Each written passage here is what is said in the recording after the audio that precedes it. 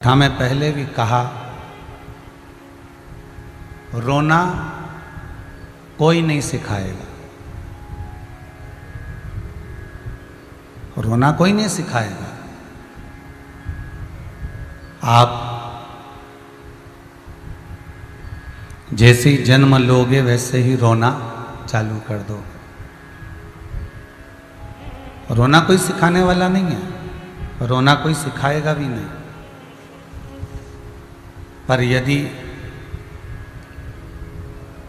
कुछ सीखना होगा तो इस मृत्यु लोक में आकर मुस्कुराना सीखना पड़ेगा।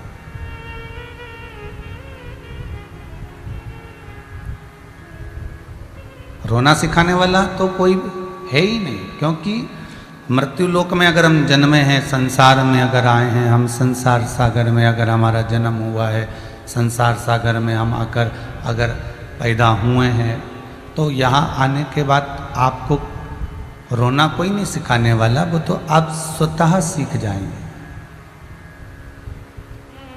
आप स्वयं सीख जाएंगे। पर मुस्कुराना, संसार सागर में आने के बाद आप भगवान का भजन कर कर, स्मरण कर कर इस संसारिक जीव को पाने के बाद अगर मुस्कुरा रहे हैं तो ये जीवन का सबसे बड़ा रस तत्व है। दुख किसकी किस्मत में नहीं। पहले भी कथा में कहा, दो कारणों से मनुष्य का जन्म होता है, एक भगवान का भजन करने के लिए और दूसरा कर्मों का भोग भोगने के लिए।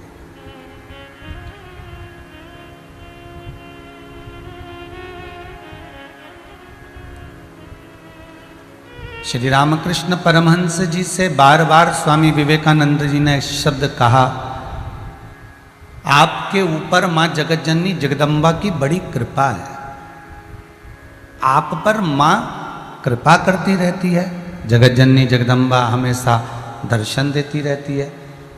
तो आपको अगर ये बड़ी बीमारी हो गई है, कैंसर जैसा रोग हो गया है, तो आप उस मां से क्यों नहीं कहते, उस जगदम्बा को आप क्यों नहीं कहते?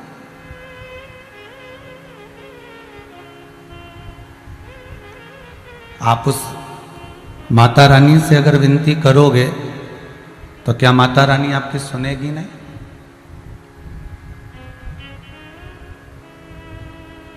आप उस मां से अगर निवेदन करोगे तो क्या मां नहीं सुनेगी?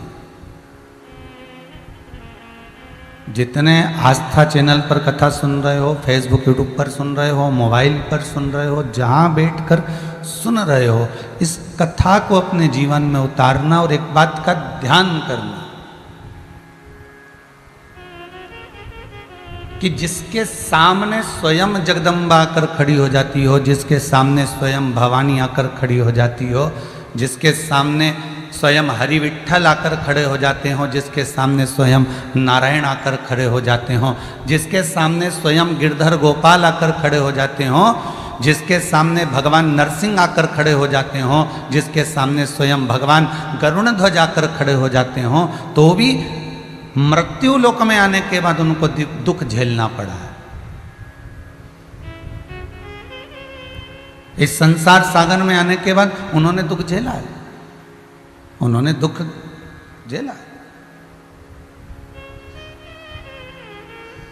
थोड़ा बहुत अगर दुख भगवान दे रहा है, अगर दुख मिल भी रहा है, तो आप ये भगवान से निवेदन करते रहें कि तू इसको थोड़ा प्रसाद के रूप में देते रहे। भोजन में और प्रसाद में अंतर होता है। जब आपसे कोई कहे कि सब आइए प्रसादी ग्रहण करिए, तो प्रसादी ग्रहण करना मतलब उतना ही ग्रहण करना जितनी इस उदर को जरूरत है,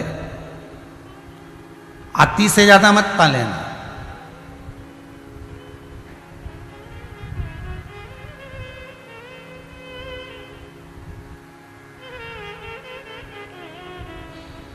ज्यादा खाओगे तो भी दुख तुमको ही होना है, और ज्यादा कमाओगे तो भी दुख तुमको ही होना है, कोई दूसरे को दुख नहीं होना है। ज़्यादा खाओगे शरीर में कष्ट होगा, रात भर बेचैनी रहेगी, नींद नहीं आएगी, तड़फोगे, करवट बदलोगे, बार बार बदलोगे, तो तकलीफ आपको होना है। ज़्यादा खाओगे तो भी दुख आपको होना है और ज़्यादा कमाओगे तो भी दुख आपको होना है।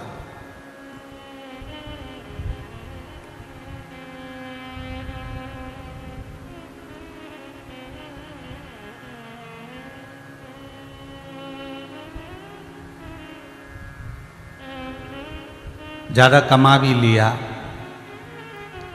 तो किसके लिए कमाया?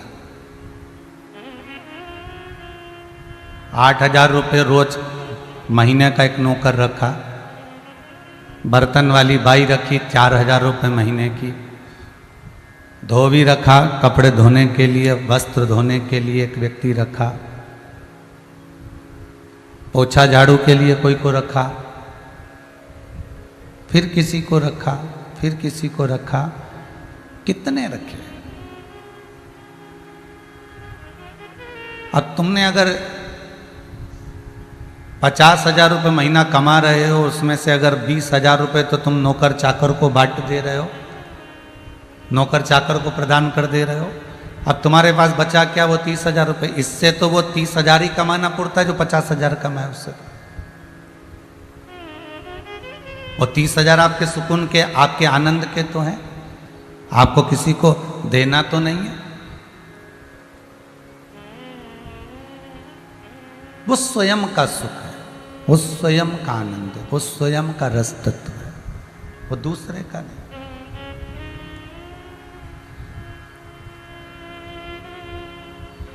स्वामी विवेकानंद जी कहते हैं, गुरुदेव आप इनसे कहो,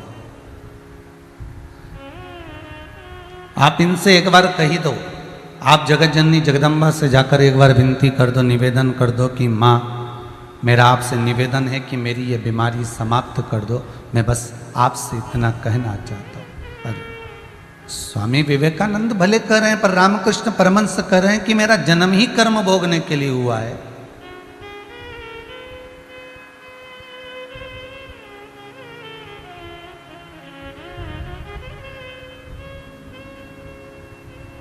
भाई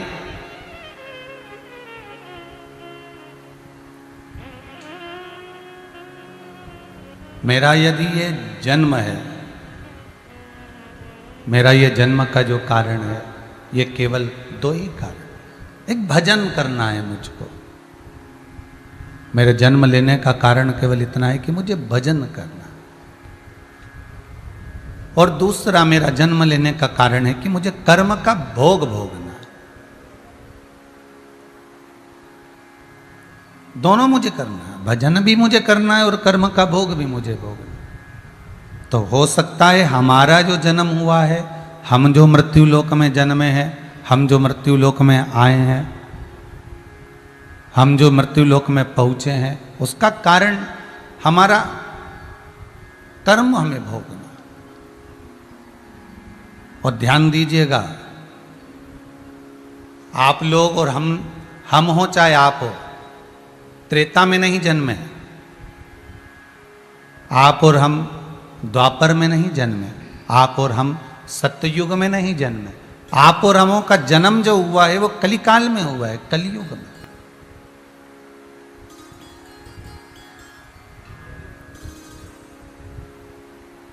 आपका और हमारा जो जन्म है वो कलयुग का है, और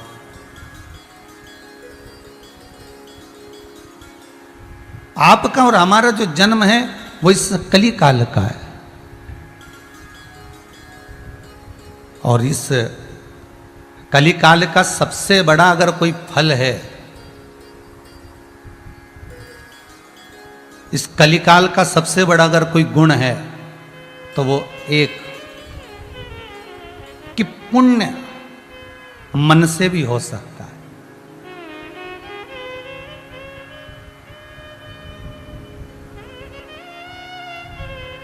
इस कलिकाल का सबसे बड़ा अगर भारी कोई गुण है तो वो यही गुण है कि आप मन से भी पुण्य कर सकते हो। पर कलिकाल में पाप मन से नहीं होता। देखिएगा, त्रेता युग में, द्वापर में अगर व्यक्ति मन से किसी के लिए गलत सोच लेता था तो उसका भोग उसको भोगना पड़ता था, उसका नरक का भोग उसे भोगना पड़ता।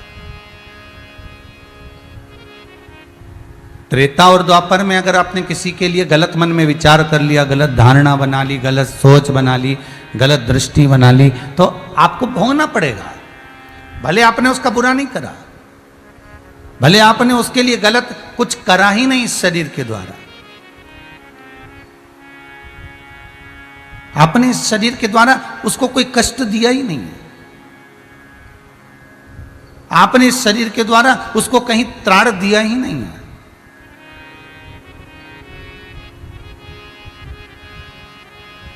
बस आपने अगर मन से सोच लिया, आपने अगर मन से विचार कर लिया, आपने अगर मन से ये सोच लिया कि ये इसका मुझे ये बुरा करना है, इसके साथ मुझे ये गलत करना है, उसके साथ मुझे ये गलत व्यवहार कर, तुमने मन से सोचा, तो त्रेता में और द्वापर में इसका भी नरक भोगना पड़ता था।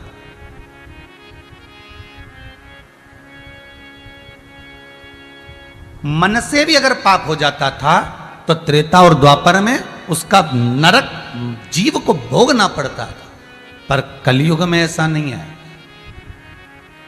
कलयुग में तो इस शरीर के द्वारा अगर आप किसी को कष्ट दोगे तो आपको नरक भोगना है। इस शरीर के द्वारा आप किसी के लिए अपशब्द कहोगे तो नरक भोगना है। कुछ गलत सुन लोगे तो नरक भोगना है। कुछ गलत कर दोगे तो नरक भोगना है। ये शरीर के द्वारा अगर पाप कर्म हो रहा है तो आपको भोगना पड़ेगा। पर कलयुग का सबसे बड़ा अगर प्रभाव है, कलयुग का सबसे बड़ा अगर सुख है तो वो एक सुख सबसे बड़ा है कि मन से, जैसे एक सरल भाषा में समझ लो, और सरल भाषा में, जैसे आपने मन में विचार करा कि कल सुबेरे होगी और मैं 5 पंडित जी को भोजन कराऊंगा। अब आपने मन में विचार कर लिया कि मैं 5 पंडित जी को भोजन कराऊंगा, मैं आटा पिसा के लाऊंगा और मेरा मन है कि मैं कल पूड़ी और अमरस बनवाऊं। आम का रस बनवा लेता हूं, पूड़ी बनवा लेता हूं, थोड़े से भजिए बनवा लेता हूं, थोड़ा सा सेव ले आऊंगा,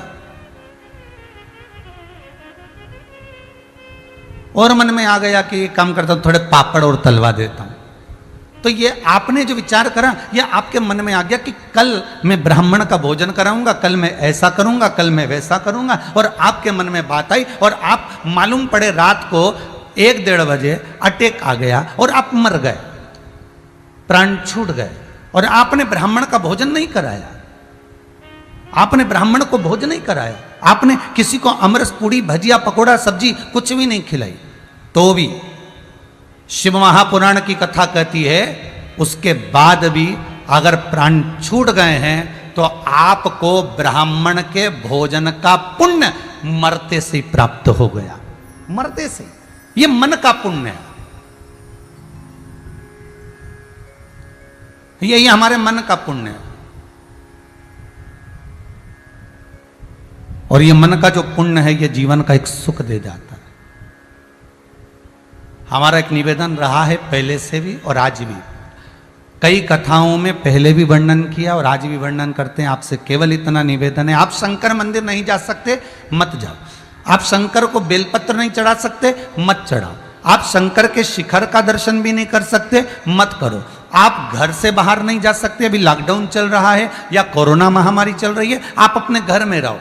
पर प्रतिदिन आप कम से कम 1 घंटा, 15 मिनट, 20 मिनट, 5 मिनट भी अपने मन से ये तो विचार कर सकते हो कि मैं आज उज्जैनी जा रहा हूँ, आज मैंने उज्जैनी में जाकर छिपरा का स्नान करा है, आज मैंने उज्जैनी में जाकर माँ छिपरा में स्नान कर कर छिपरा का जल लेकर मैंने महादेव को चढ़ाया है, मैंने महाकाल का दर्शन करा है, मैं महाकाल के दर्शन कर कर हर सिद्धि का दर्शन करने गया।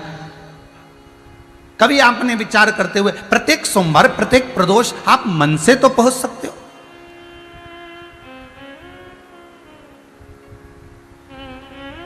कली काल का सबसे बड़ा पुण्य अगर कोई है तो वो मानसिक पुण्य है। पर कलयुग में मानसिक पाप नहीं भोगना पड़ता। कलयुग में अगर तुमने मन में किसी के प्रति विचार लाए हो, अगर हाथ से, शरीर से, इस वाणी से, इस श्रवण शक्ति से, इन इंद्रियों के द्वारा यदि आपने किसी को कष्ट दिया है तो भोगना पड़ेगा।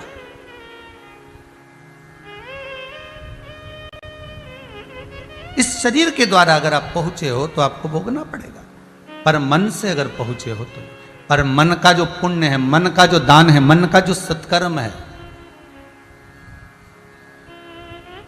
मन का जो पुण्य है, मन का जो दान, मन का जो सत्कर्म है, मन का जो भजन है, मन का जो कीर्तन है, ये हमको आनंद की अनुभूति करा देता है। हम तो आपसे कह सकते हैं कि आप प्रतिदिन रात्रि को भी अगर सो रहे हो और सवेरे, यहां तो शास्त्र कहता है कि पल भर का भरोसा नहीं है, एक क्षण का भरोसा नहीं है। 21,600 श्वास में से कौन सी श्वास आखिरी है, किसको मालूम, किसको पता। श्वास गिन गिन के तुझको मिलत है, ये लौटाने के काबिल नहीं है। ध्यान हरि का हृदय से न भूलो, ये भुलाने के काबिल नहीं है। ये चित्तवृत्ति में एक बार अगर ये जितनी श्वासें मिली है, कौन सी श्वास, कौन सा समय, कौन सा पल, कौन सी घड़ी, कौन सा क्षण आखिरी है, ये किसको मालूम,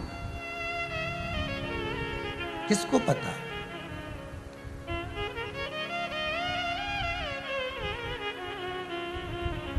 हर पल, हर घड़ी, हर क्षण, जितना समय आपको मिला है उतना, जितना पल आपको मिला है उतना आप शिव को समर्पित कर चलिए। भले आप अपने घर में बैठे हो, पर कभी कभी विचार कर लो करो कि मैं उज्जैन गया हूं। एक क्षण के लिए आप विचार कर लिया करो कि मैं काशी गया हूं। एक क्षण के लिए आप विचार कर लिया करो कि मैं ओमकारेश्वर गया हूं। एक क्षण के लिए विचार कर लिया करो कि मैं केदारेश्वर गया हूं। उसका पुण्य आपके खाते में आ जाएगा। भगवान विष्णु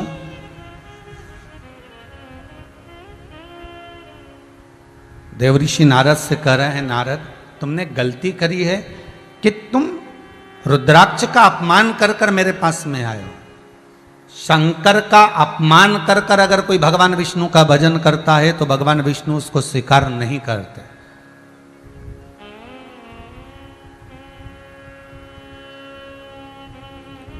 बैंकों में जो लोग लोन लेते हैं ना, जितने लोग लोन लेते हैं तो इनको मालूम होगा, आपकी फाइल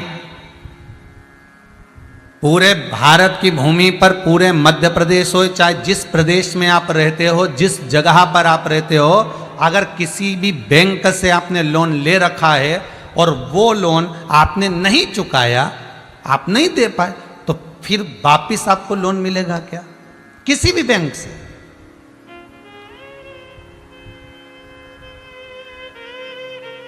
बैंक वाले कहेंगे पहले उस बैंक का लोन चुका कराइए, और फिर एक वो लोन चुकाने के बाद में एक कागज मिल जाता है कि अब यहां इनका कोई पैसा नहीं, फिर आपको दूसरा लोन मिल जाएगा। आप जाओ, पहले चुका कराइए। साहब मैं बाद में चुका दूंगा, आप तो एक काम करो मुझे वापस लोन दे दो। नहीं नहीं नहीं नहीं, पहले वहां का चुकाइए। आप देखिए, दूसरे बैंक की शाखा में गया है लेने के लिए, और वो जिससे लोन लिया वो दूसरा बैंक है, पर इस बैंक वाले कहते हैं पहले आपको चुकाना पड़ेगा, वहां का पूरा लोन देकर आइए, पूरा पैसा देकर आइए, इसके बाद आप आओ। मना नहीं है, आप वहां का अगर पैसा देकर आ गए और वहां का पैसा देने के बाद में आप यहां आओगे तो हम तुमको दूसरा लोन दे देंगे, कोई दिक्कत नहीं है। बस बैंक की ये जो रीति है, बैंक की जो ये नीति है, ये नीति, ये रीति बैंक वालों ने हमारे देवताओं से उठाई है। भगवान शंकर का अपमान कर कर भगवान देवऋषि नारद भगवान विष्णु के पास पहुंच गए, तो भगवान विष्णु ने भी कह दिया ये मुझे स्वीकार नहीं होगा कि वहां का लोन रह गया, वहां तूने आदर नहीं करा, वहां सम्मान नहीं करा। शंकर भगवान ने बैठने का स्थान दिया था, तू नहीं बैठा। शंकर भगवान ने तुझे सिंहासन दिया, तू नहीं बैठा। देव ऋषि नारद, तुमने कहा मैं पत्थर पर बैठूंगा। जो देव ऋषि नारद प्रतिदिन हर क्षण हर पल श्रीमन नारायण करता है, वो देव ऋषि नारद क्या पत्थर पर जाकर बैठेगा? तुमने शिव का अपमान कर दिया और बाद में तुम मेरे पास में आ गए और मुझसे करो कि मुझसे ये भाव रखते हो कि मैं कुछ दे दूं। जब वहां का कर्जा ले रह गया तो मैं तुम्हें लोन कैसे दे सकता हूं? मैं तुम्हारा आदर कैसे कर सकता हूं? मैं तुम्हें सम्मान कैसे दे सकता हूं?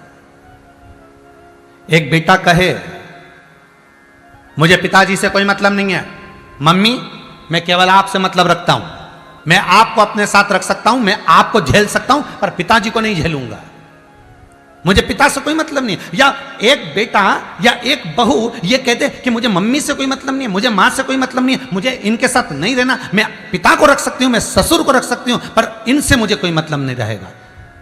शास्त्र कहता है फिर वो पिता को भले डनलप के गद्दे पे सुला दे, चाहे एसी का रूम बनवा दे, चाहे रोज प्रतिदिन रबड़ी और बालूशाही का भोजन करा दे, तो भी उस बेटे को और उस बहू को नरक भोगना ही पड़ेगा। एक का अपमान कर कर अगर आप एक को आदर दे रहे हो, एक का अपमान कर कर यदि आप एक को सम्मान दे रहे हो, तो उसमें आपको स्वर्ग का भान नहीं होगा, आपको सुख का भान नहीं होगा, उसमें आपको दुख का ही भान होना है। अरे हिंदू धर्म में तो एक रीति है साहब कि अपने दो पांव होते हैं, दो चरण होते हैं। अगर घर की कोई बेटी, कोई बहू, कोई घर का व्यक्ति अगर एक पांव पड़ता है और एक पांव नहीं पड़ता, तो लोग कह देते हैं अरे दोनों पांव पढ़ो, एक पांव नहीं पढ़ना चाहिए, अच्छा नहीं होता। एक चरण नहीं छुआ जाता, मालूम नहीं है क्या? आपको ज्ञात नहीं है कि जब गरुड़ पुराण मरने के बाद गरुड़ पुराण को सुनकर जो जीव गरुड़ पुराण सुनता है, जिसके घर का व्यक्ति कोई मर गया होता है और वो जब गरुड़ पुराण सुनकर उठता है, तब एक चरण छुआ जाता है। क्या आपको ज्ञात नहीं है कि ये एक चरण कब छुआ जाता है? जब घर में कोई मर गया होता है। क्या आपको ज्ञात नहीं है कि किसी के मरने के बाद एक चरण छुआ जाता है? तो फिर तुमने एक चरण कैसे छू लिया? तो यहां तो हिंदू धर्म या शास्त्र कहता है कि एक चरण छुआ ही नहीं जाता। अगर बहू प्रणाम करे तो सास के दोनों चरणों को, हमारे यहां तो पहले मारवाड़ियों में रीति रही है कि पल्लू का एक सिरा एक पांव पे रखा जाता था, दूसरे पांव को हृदय से छुआ जाता था, अर्थात एक हाथ तो एक पांव से उठता नहीं था और दूसरे पांव को स्मरण किया जाता था। यहां तक हमारे यहां रीति रही कि घुटने से लेकर जो बहुएं रहती थी वो सास के चरण जब छूती थी तो घुटने से लेकर पंजे तक चरण का स्मरण रहता था। ये यहां तक रीति रही, यहां तक स्मरण रहा। अब तो एक चरण क्यों? हमारे तो यहां शास्त्र कह रहा है कि अगर एक बैंक का लोन रह गया और आप दूसरे बैंक में पहुंच गए कि हमको लोन दे दो, तो बैंक देगी क्या? अरे बोलो रे भाई, जितने लोग आस्था के सामने बैठे हैं, जितने आप मोबाइल पर कथा सुन रहे हो, बोलो जरा, बैंक लोन देगी? नहीं देगी। वो कहेगी पहले वहां का चुकाई है, आप वहां कर चुका कर आओगे तो आपको लोन मिल जाएगा। और उसी तरह आप भगवान शंकर का अपमान कर कर भगवान विष्णु के पास जाओगे, या राम के पास जाओगे, या कृष्ण के पास जाओगे, या दत्त के पास जाओगे, या भवानी के पास जाओगे, तो आपका कोई आदर करेगा क्या? नहीं, क्योंकि आपने वहां का अपमान करा। इसलिए राम कथा को शुरू करने से पहले तुलसीदास जी ने लिख दिया, शंकर विश्वास रूपिणो। शंकर को विश्वास कहा है, पार्वती को श्रद्धा कहा। रामचरितमानस को प्रारंभ करने से पहले कह दिया कि ये शंकर और पार्वती, ये शिव और पार्वती जो हैं, ये विश्वास और श्रद्धा हैं। इनका स्मरण, इनका भजन, इनका कीर्तन, इनका नाम जाप, इनका स्मरण करने पर तुम्हें राम मिल जाएगा।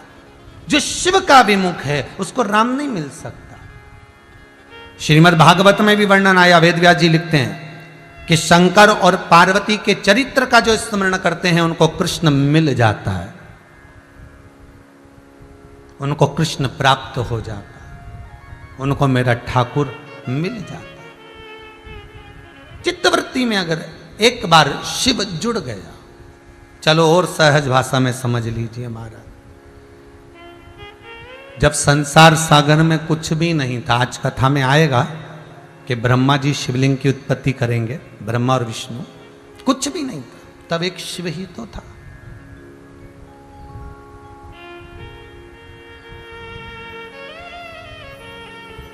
केवल एक शिव, केवल एक शंकर।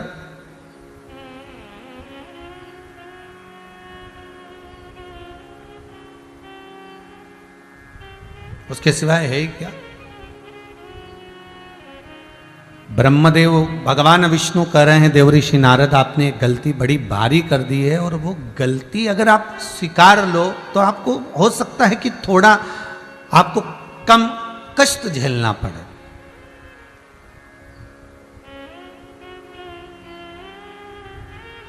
हो सकता है आप कम कष्ट झेलें उस गलती को अगर आप स्वीकार ले। पर नारद जी गलती नहीं स्वीकारते, संसार की रीति यही है,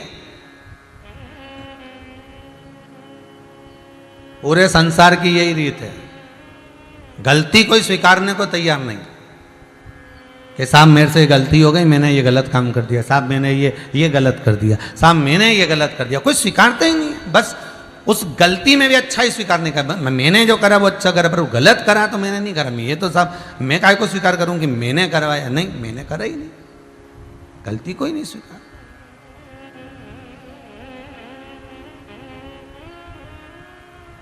सबसे श्रेष्ठ अगर गलती स्वीकार करी थी तो मां दक्षायनी ने, मां सती ने करी थी। यज्ञ की अग्नि में सती माता कूद कर भस्म हो गई। शंकर भगवान ने कहा तुमने गलती करी है, सती कहती है मैंने गलती करी, मैं क्रोध में भूल गई थी कि मेरे पिता के घर में यज्ञ चल रहा है।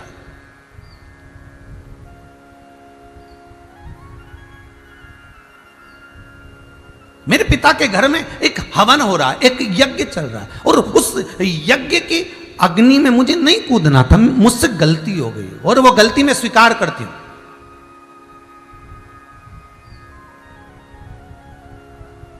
वो गलती मैं स्वीकार करती हूं कि मुझसे गलती हुई और मैं उस अग्नि में कूद गई। तो शंकर भगवान ने भी कह दिया अगर आपने गलती को स्वीकार कर लिया है तो ये पक्का है कि यज्ञ की अग्नि में कूदी हो, इसलिए तुम्हें कोयल का तो जन्म मिलेगा, तुम एक जन्म कोयल का लोगी, पर कोयल के जन्म के बाद जब छूटोगी तो तुम्हें ये 84 लाख योनियां नहीं भोगना है, तुम्हें वापिस मेरे ये मनुष्य देह मिलेगा और तुम मेरी अर्धांगिनी बन जाओगी, मेरी पार्वती बनकर तुम मुझे प्राप्त हो जाओगे।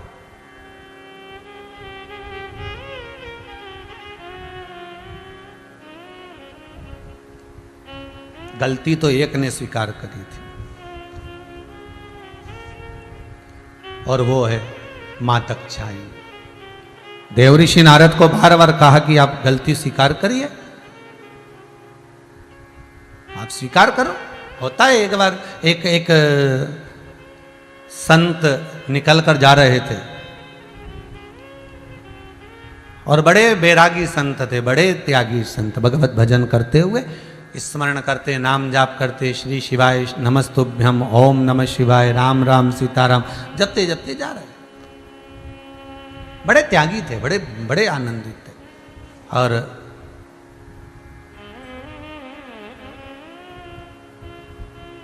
एक जगह पर वो चतुर्मास करने के लिए 4 महीना रुके। पहले जो संत होते थे वो 4 महीना चतुर्मास करने के लिए आते थे, पर ईमानदारी से बोलें तो ये लॉकडाउन ने आपका चतुर्मास अच्छे से करा दिया है। पिछली बार भी लॉकडाउन ने चतुर्मास करा दिया था। घर बैठकर 3 महीना, 2 महीना, 4 महीना खूब डट के कथा, सत्संग, प्रवचन, भजन, कीर्तन, और घर में ही रहकर भोजन, ना होटल, ना पार्टी, ना शादी, ना ब्याह, ना फैशन, ना डिजाइन, ना कपड़े, कोई डिजाइन नहीं, बस कथा, भजन, खाना पीना और भगवत भजन करके विश्राम करना। ये तुम्हारा चतुर्मास हो गया था। और अब की बार भी हो गया। चतुर्मास नहीं हुआ तो 1-2 महीने का तो हो ही गया। और बाबा से विनती है, बाबा ये ऑनलाइन कथा तीसरी चल रही है और ऐसी कृपा कर दो कि धीरे धीरे धीरे धीरे ये कोरोना महामारी समाप्त होती चली जाए, ये वायरस समाप्त होता चले जाए, और मेरा राष्ट्र, मेरा भारत और ये विश्व फिर आनंद में, एक पिंजरे में कैद चिड़िया और एक उड़ती हुई चिड़िया का जो आनंद है वो इस भारत की भूमि को फिर प्राप्त हो, कि वो फिर उड़े। मेरा ये भारत, मेरा ये विश्व फिर अग्रण्य हो, फिर आगे बढ़े। और आपसे निवेदन है, टूटना नहीं, हारना नहीं। ये मत विचार करना कि अभी फैक्ट्री बंद पड़ी हुई है, अभी दुकानें बंद पड़ी हुई है, अभी मेरी व्यापार बंद पड़ा हुआ है, अभी मेरा काम नहीं चल रहा है। रोना मती, बिलखना मती।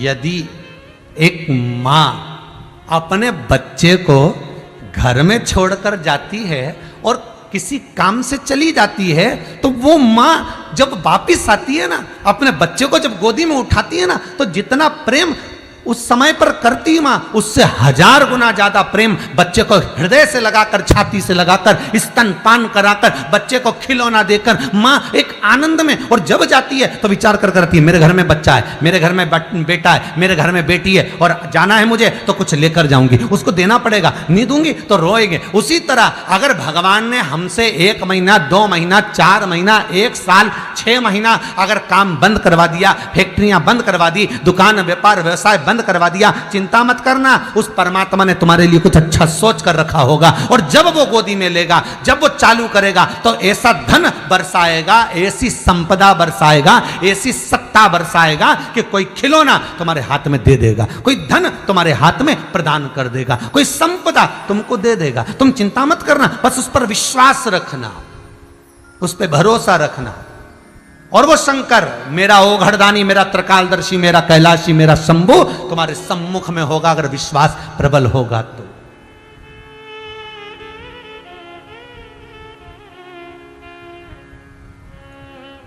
उसका विश्वास पूर्ण। तो एक संत चतुर्मास करने रुके, तो चतुर्मास करते थे तो वो भोजन जो बचता था बनाने के बाद में, तो वो रोटी बाहर डाल देते, कुत्ता खा लेता।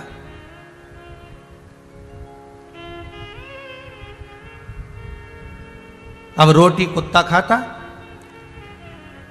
एक दिन संत ने देखा और उस कुत्ते को देखकर कहा, भाई सुन, ए कुत्ता, ए स्वान, तू है बड़ा वफादार, बहुत वफादार है। मैं देख रहा हूं 4 महीने से तू यहीं पर पड़ा हुआ है, कोई जाता है तो भोगता, रात्रि को भोगता, और तू है बड़ा वफादार, पर तुझमें 3 गलतियां हैं। कौन बोला? संत बोला, साधु बोला। एक कुत्ता, ए स्वान, तुझमें 3 गलतियां। पहली, जब तू बाथरूम करता है तो दीवार पर करता है, भूमि पर नहीं करता। दूसरी, फकीरों को देखकर, भिखारियों को देखकर, मांगने वालों को देखकर उनके पीछे भौंकना चालू कर देता। आपके भी मोहल्ले में तुमने देखा होगा कुत्ते को, कोई मांगने वाला आया, कोई भिखारी आया, कोई भिक्षुक आया, कोई आया फकीर, तो उसको भौंकना चालू कर देता। और तीसरी तेरी गलती यह है कि पूरी रात तो सोने नहीं देता, रात भर भो भो करता, रात भर भोगता।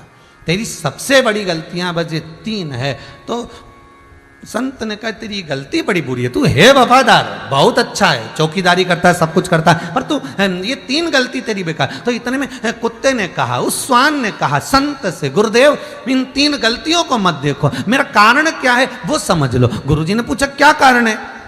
तो दीवार पर गंदगी करता है, तो दीवार पर बाथरूम करता है, ये तेरी गलती है कि नहीं?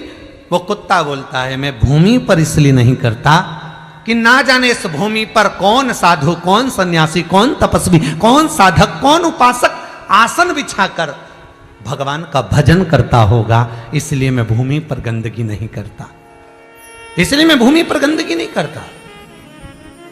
दूसरा, आप कहते हो कि मैं भिखारियों पर, फकीरों पर, मांगने वालों पर भोगता हूं, उसका कारण ये है, मैं इसलिए भोगता हूं कि उस परमात्मा को छोड़कर तुम दुनिया से क्यों मांग रहे हो।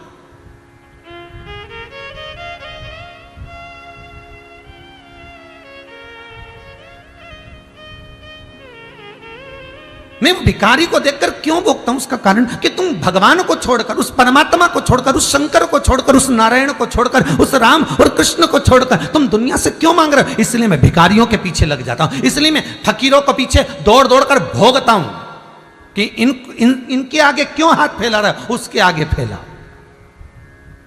और कुत्ता कहता है मेरा तीसरा, रात्रि को मैं क्यों भोगता हूं, उसका कारण है कि मनुष्य की देह मिली है और तुम रात भर इसको गवा रहे हो, जाग जाओ और उसके भजन में लग जाओ। इसलिए मैं रात भर भोगता हूं कि जब तुम्हारे नेत्र खुले, जब तुम्हारी साधना खुले।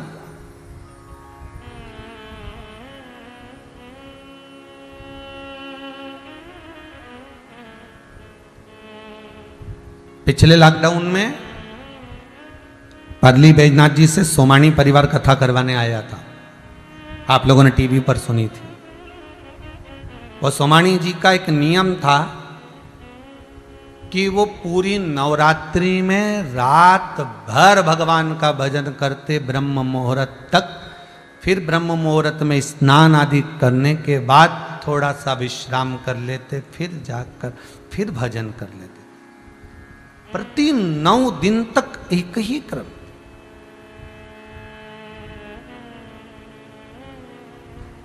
और अवस्था भी बहुत, हमने कहा बीमार पड़ गए हो, थोड़ा सा आपको चक्कर आ रहा है, कुछ ले लीजिए, जल पी लो थोड़ा सा या कुछ पा लीजिए।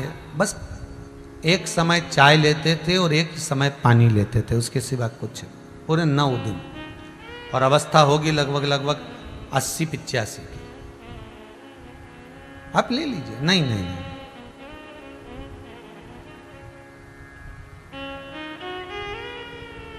हम नहीं लेंगे, हमने, हमारा नियम है शुरू से। ठीक है, बाबा से विनती करी, बाबा अब आप ही कुछ कृपा कर सकते हैं। बाबा ने कृपा करी, कुछ बल आपके भजन का इतना हो जाता है कि परमात्मा स्वतः कृपा कर देता है। कुछ बल,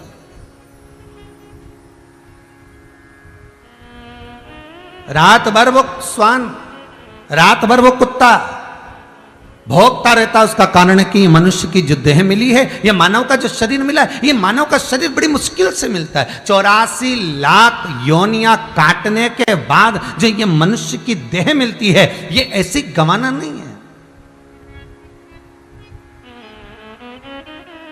ये ऐसे ही नहीं गंवाना। बड़ी मुश्किल से नर तन मिला है, ये गंवाने के काबिल नहीं है। क्यों गंवाए इसको?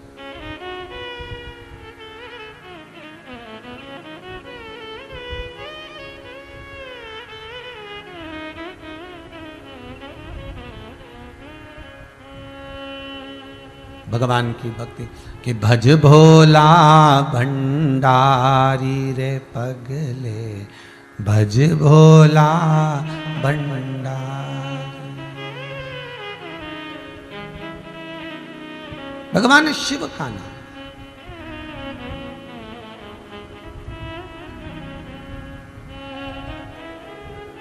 तन पिंजरे को छोड़ कहीं ना, तन पिंजरे को छोड़ कहीं ना, उड़ जाए ना प्राण परिंदा रे, भज भोला भंडारी रे पगले, भज भोला भंडारी। ये शिव का नाम, ये शंकर का अनुमोदन, ये शिव का स्मरण, उसमें रमे रहो।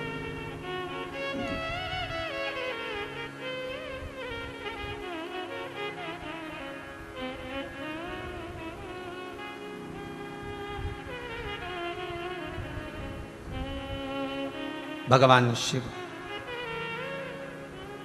उसकी भक्ति। एक तो तेरी काशी प्यारी,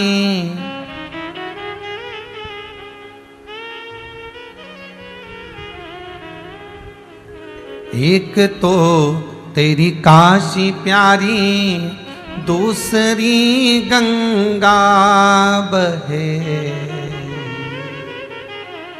एक तो तेरी काशी प्यारी, दूसरी गंगा बहे, तीसरी गंगा की धारा दिल दीवाना हो गया। तीसरी गंगा की धारा दिल दीवाना हो गया। तेरी काशी में ओ भोले दिल दीवाना हो गया। तेरी काशी में ओ भोले दिल दीवाना हो गया। तेरी काशी में ओ भोले दिल दीवाना हो गया। तेरी काशी में ओ भोले दिल दीवाना हो गया। मेरा दिल दीवाना हो गया, मेरा दिल दीवाना हो गया। दिल दीवाना हो गया, मेरा दिल दीवाना हो गया। दिल दीवाना हो गया, मेरा दिल दीवाना हो गया। दिल दीवाना हो गया, मेरा दिल दीवाना हो गया। तेरी काशी में ओ भोले दिल दीवाना हो गया। तेरी काशी में ओ भोले दिल दीवाना हो गया।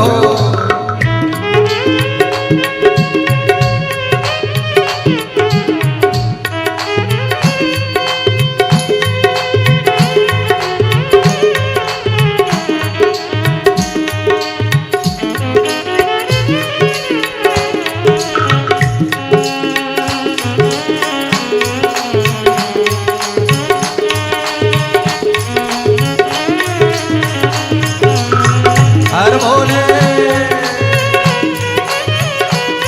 ताली से बजे तो दोनों हाथों से।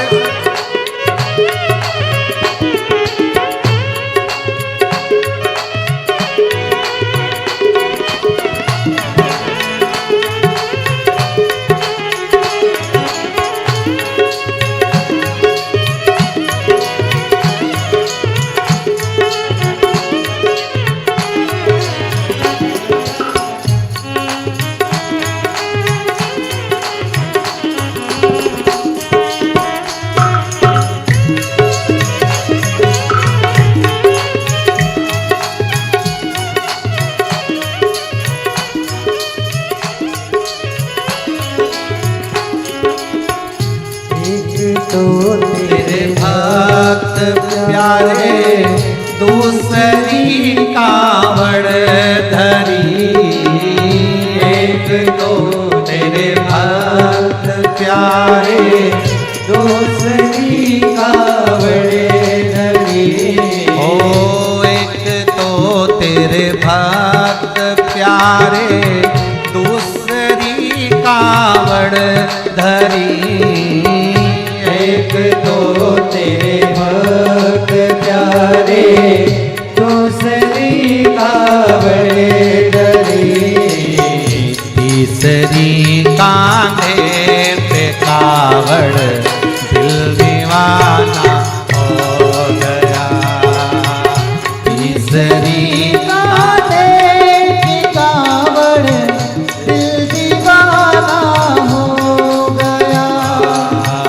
तेरी काशी में ओ भोले दिल दीवाना हो गया। तेरी काशी में ओ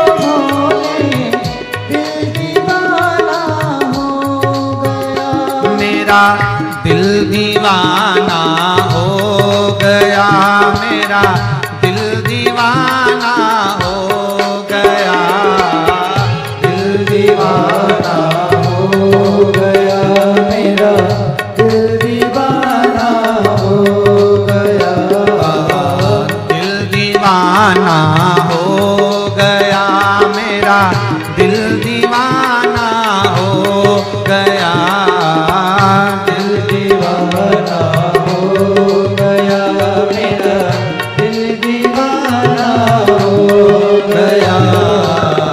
तेरी काशी में हो बोले दिल दीवाना हो गया, तेरी काशी में हो बोले दिल दीवाना हो गया।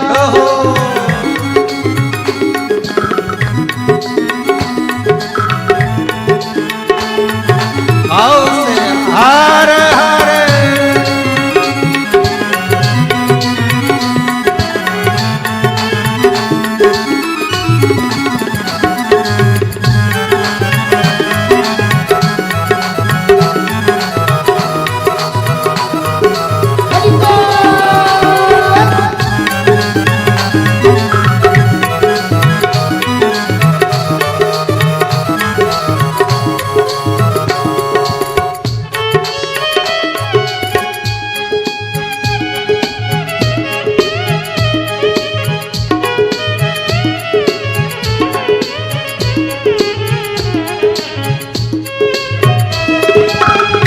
शंभो हे शंभो।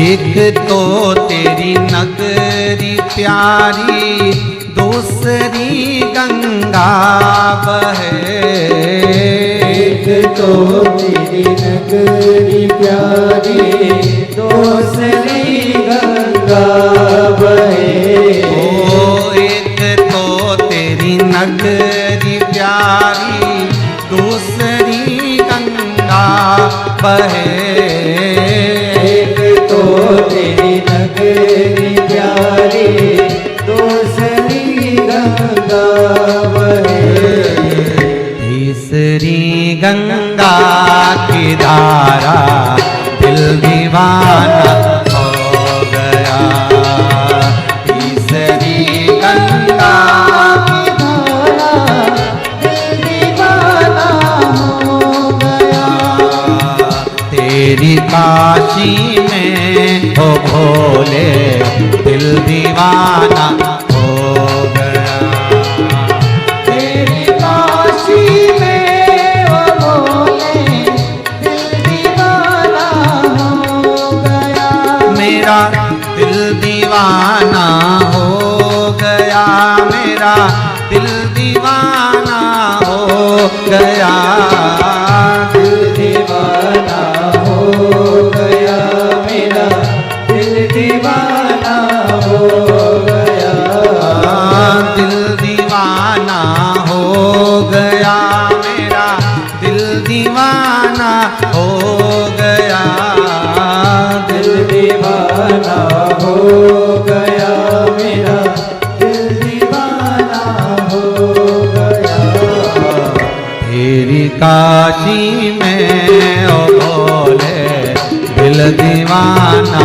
हो गया, तेरी काशी में ओ भोले दिल दीवाना हो गया, तेरी काशी में ओ भोले दिल दीवाना हो गया, तेरी काशी में ओ भोले दिल दीवाना हो।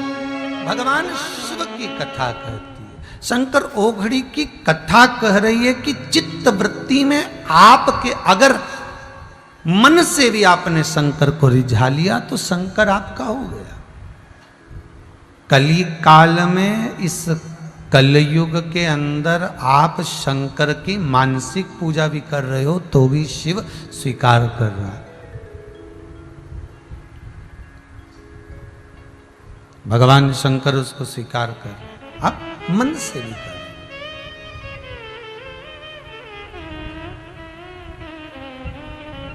मनुष्य की देह मिली है, मानव का शरीर मिला है। संत से कुत्ता कह रहा है, श्वान कह रहा है कि आपको मैं रात भर जगाता हूं कि जाग जाओ। ये शरीर मिला है, बड़ी मुश्किल से मिला।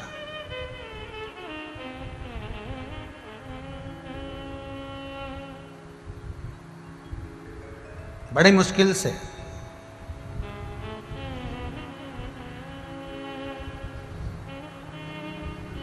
बस पहचानने के नेत्र चाहिए। एक छोरे ने छोरी से कहा कि तू तो मेरे दिल में रहती, हृदय में रहती। छोरी तुरंत बोली, फालतू की बात मत कर, कैसी पगले जैसी बात करता है, मैं तो खुद सियोर में रहती हूं और तू कह रहा है कि दिल में रहती। नहीं, हृदय में रहती है तो मेरे। नहीं नहीं, मैं तो बड़ा बाजार में रहती हूं। कोई कहते मैं चरखा लाइन में रहता। तो ये हमारी सोच है कि हम कहां रह रहे हैं। हमारी चित्तवृत्ति परमात्मा के चरणों में रहना चाहिए। हमारी चित्तवृत्ति भगवान के चरणों में रहना चाहिए। नारद जी, आपने गलती कर दी, और वो गलती बड़ी विचित्र है कि तुम शिव का अपमान करने के बाद में फिर मेरे पास में आए हो और मुझसे आशा रखते हो कि मैं आपका सम्मान करूं। जब एक बैंक का लोन रह गया है और दूसरी बैंक से तुम लोन लोगे तो कौन देगा। बस वही क्रम है। शंकर का अपमान करने के बाद किसी भी देवता के पास चले जाओ, कोई देवता स्वीकार नहीं कर सकता, यह पक्का है।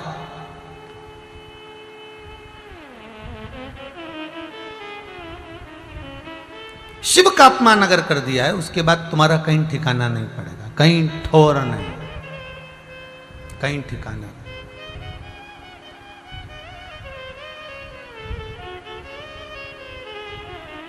ब्रह्मा जी ने भगवान विष्णु से पूछा था, आपके पिता कौन है। भगवान विष्णु ने कह दिया था, मेरे पिता भूत भावन भूतेश्वर शिव शंकर। क्योंकि नारायण, नार कहते हैं पानी को, अयन मतलब पानी पर तैरने वाला। तो भगवान विष्णु अर्थात भगवान शंकर एक बिंदु, और बिंदु से जो प्रकट हुआ है वही अयन करने वाला, वो नारायण। तो मेरे पिता भगवान शंकर।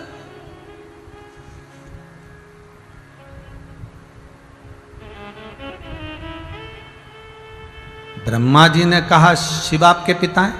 हाँ। अरे भाई, अच्छी अच्छी पुराणों को उठाकर देखना, अच्छे अच्छे शास्त्रों को उठाकर देखना। ये बाकी की जो मूर्त है, बाकी की जो पूजन है, बाकी की जो मूर्तियां आदि का जो निर्माण है, ये सब बात का है। सबसे पहले तो केवल अगर भूमंडल पर, पृथ्वी पर अगर कोई प्रकटा था तो केवल एक शिवलिंग था। शास्त्र कहता है भगवान विष्णु को भी अगर प्रकट होना पड़ा तो लिंग रूप में प्रकट होना पड़ा था। अर्थात भगवान विष्णु भी शालिग्राम बनकर प्रकट थे, वो भी पिंडी की आकृति थी। मां भवानी जगदम्बा को भी अगर प्रकट होना पड़ा था, इनकी भी कोई मूर्ति नहीं थी। भगवान नारायण की कोई मूर्ति नहीं थी। अगर मां जगत जननी जगदम्बा भी कहीं प्रकटी थी तो वो भी एक लिंगायत आकृति में, वो भी एक पिंड की आकृति में। इसलिए वैष्णो देवी में 3 पिंडियों का दर्शन होता है। तुम किसी भी देवी मंदिर में जाकर चले जाओ, कहीं पर भी जहां पर जा सकते हो वहां जाकर दर्शन करना। शंकर जी के अगर मां भवानी का दर्शन करोगे तो भी आप उसको पिंडी के रूप में ही दर्शन करोगे। उन्हीं के ऊपर सिंदूर चढ़ा है, उन्हीं का वस्त्र का श्रृंगार कर दिया, उन्हीं के नेत्र बना दिए। तुम्हारा मन पड़े जहां जाओ, चाहे मां हरसिद्धि का दर्शन कर लो, चाहे तुम मां आद्य शक्ति का दर्शन कर लो, चाहे विजासन का कर लो, तुम्हारी मर्जी पड़े जहां जाकर कर लो, वो भी एक शिला के रूप में मिलेगी, वो भी एक पिंडी के रूप में मिलेगी। भगवान विष्णु को भी देखोगे तो शालिग्राम के रूप में मिलेंगे। पहले ये मूर्ति नहीं थी, पहले ये कोई मूर्ति केवल एक वो थी शिवलिंग, ब्रह्मा और विष्णु ने प्रकट करा था। ब्रह्मा जी बोले मुझे आपके पिता का दर्शन करना है, तो करो करो। सामने एक पर्वत था, उसको घुमाया, अग्नि का एक खंभ प्रकट हुआ, उस अग्नि के खंभ में से एक शिवलिंग प्रकट हो गया। और भगवान शंकर बोले भगवान नारायण और ब्रह्मदेव से, मैं नारायण का पिता ब्रह्मा क्या चाहते हो तुम? ब्रह्मा जी कहते हैं ये आकाशवाणी झूठी है। एक पिंडी की आकृति, एक शिवलिंग की आकृति, क्या इस नारायण के पिता हो सकते हैं? इन नारायण के पिता? विश्वास नहीं होता। जब एक बुजुर्ग माँ बाप अपने बच्चों को ज्ञान देते हैं ना कि हमने भी अपनी जिंदगी में ऐसा ऐसा किया था, हमने भी ऐसा ऐसा करा था, तो आज के बच्चे मानेंगे क्या? बच्चे तो कह देंगे हाँ हाँ साहब हो देखा। अरे तुमने देखा क्या है?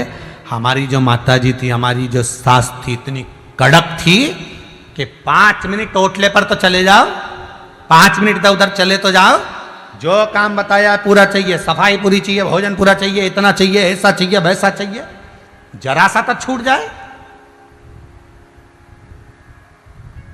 और आज के जमाने में तुम्हें जो सांस मिली है वो कोई सांस है? उल्टी बहू सांस हो गई। तो आज के जमाने में अगर सास अपनी बहू को समझाए तो वो कहे हाँ हंसी खेल समझती, नहीं नहीं ऐसा होता होगा क्या, ऐसा चलता होगा क्या, ऐसा होता हो? नहीं नहीं था। भगवान विष्णु भगवान ब्रह्मदेव को कह रहे हैं कि मैं शंकर मेरे पिता हैं, पर ब्रह्मा जी को विश्वास नहीं हो रहा, क्योंकि भगवान विष्णु के इस नाभि से जो कमल का पुष्प उत्पन्न हुआ, उस कमल के पुष्प के ऊपर ब्रह्मा उत्पन्न हुए, तो ब्रह्मा जी पुत्र हैं, अर्थात वो ज्ञात नहीं कर पा रहे कि मेरे दादा भगवान शिव है।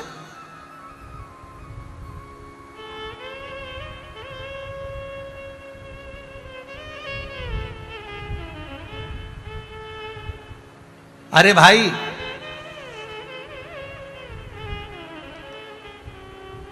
जब अयोध्या का राम मंदिर बनकर कंप्लीट हो जाएगा, पूरा बन जाएगा, तब आप सब जिन्होंने भी 1 रुपया भी अयोध्या के राम मंदिर में दिया है, वो छाती ठोक कर कह सकते हो ये मंदिर हमने बनवाया।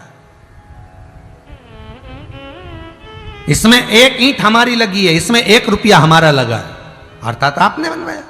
ये कुबेरेश्वर धाम, ये कुबेरेश्वर धाम आज हैं, हम ना होंगे, आप हैं ना होंगे, पर आप अपने बच्चों से तो कह सकते हो कि यहां जो गौशाला बनी उसमें हमारा रुपया लगा है, यहां जो वृद्धाश्रम बना उसमें हमारा धन लगा है, यहां जो कुबेर भंडारी का जो मंदिर बन रहा है उसमें भगवान शिव के मंदिर में 1 रुपया हमारा। अर्थात आपको यह भान होना चाहिए कि यह आपने निर्मित करवाया।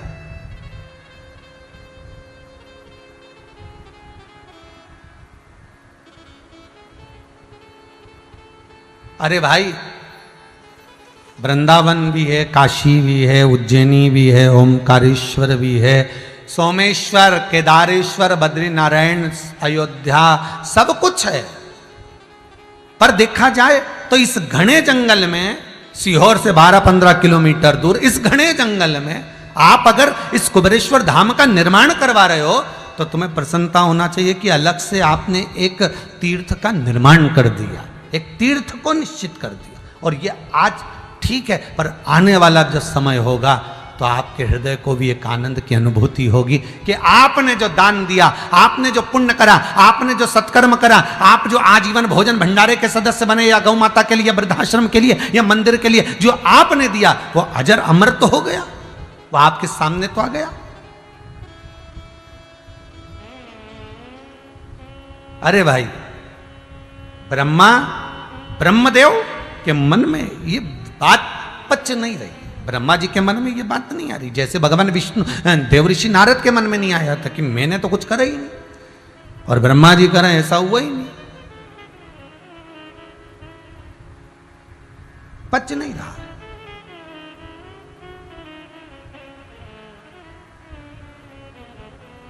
भ्रमित हो रहा है, भ्रमित।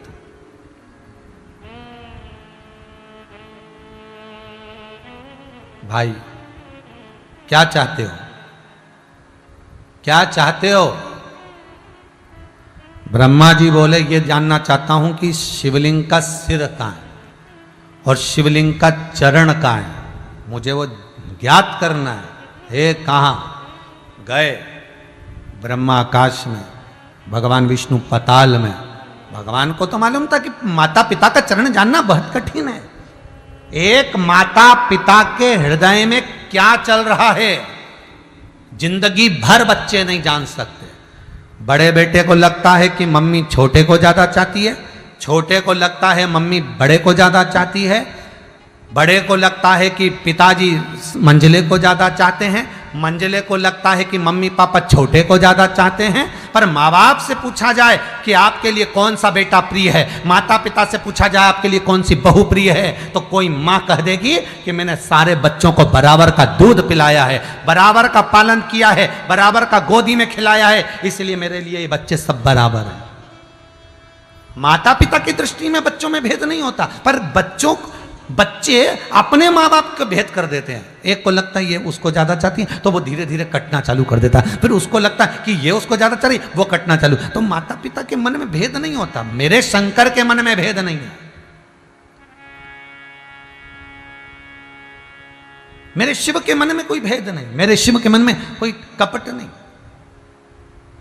चलो भैया और ध्यान देना, भगवान विष्णु ने कितने अवतार लिए उठाकर देखिए।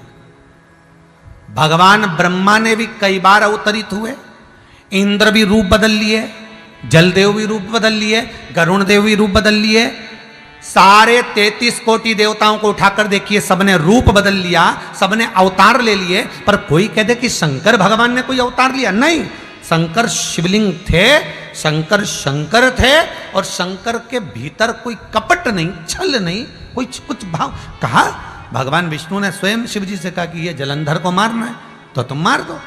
तो भगवान शंकर बोले इसकी पत्नी का साथी तो डिगाना पड़ेगा वृंदा का। तो कहा वृंदा का साथी डिगाना पड़ेगा तो शंकर जी आप डिगा दो। तो भगवान विष्णु से शंकर जी बोले किसी स्त्री का सातित्व डिगाना ये मेरे बस की बात नहीं है।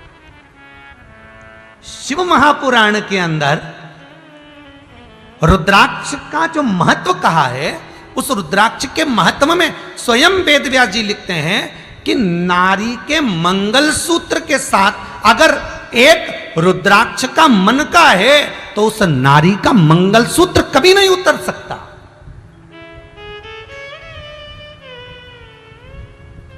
कितनी विचित्र बात लिखी है कि नारी के मंगलसूत्र के साथ में अगर एक रुद्राक्ष है, एक रुद्राक्ष का अगर मन का भी है तो नारी का मंगलसूत्र नहीं उतर सकता कभी। अब आप कितना वेद व्यास जी रुद्राक्ष के चरित्र में शिव महापुराण की विद्येश्वर संहिता में कितना विचित्र भाव लिख रहा है, कितना वर्णन सुंदर कर रहा है।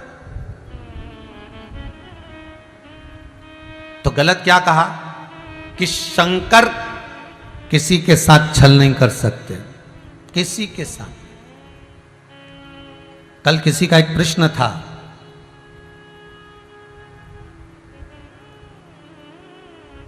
कोई लड्डा फैमिली है लातूर से, उन्होंने प्रश्न किया है क्या हम रुद्राक्ष का पौधा घर में लगा सकते हैं? शिव महापुराण के अनुसार रुद्राक्ष का पौधा घर में नहीं लगता। शंकर बैरागी है, त्यागी है, वो शिव का प्रतिबिंब। हां, बेलपत्री आप लगा सकते हो, शंकर का स्वरूप है रुद्राक्ष, वो खुले में लगे आनंद में। आप बगीचे में कहीं लगा दो, आपके शहर के बगीचे में लगाओ, मना नहीं है। मंदिर देवालय में लगाओ, मना नहीं है। घर में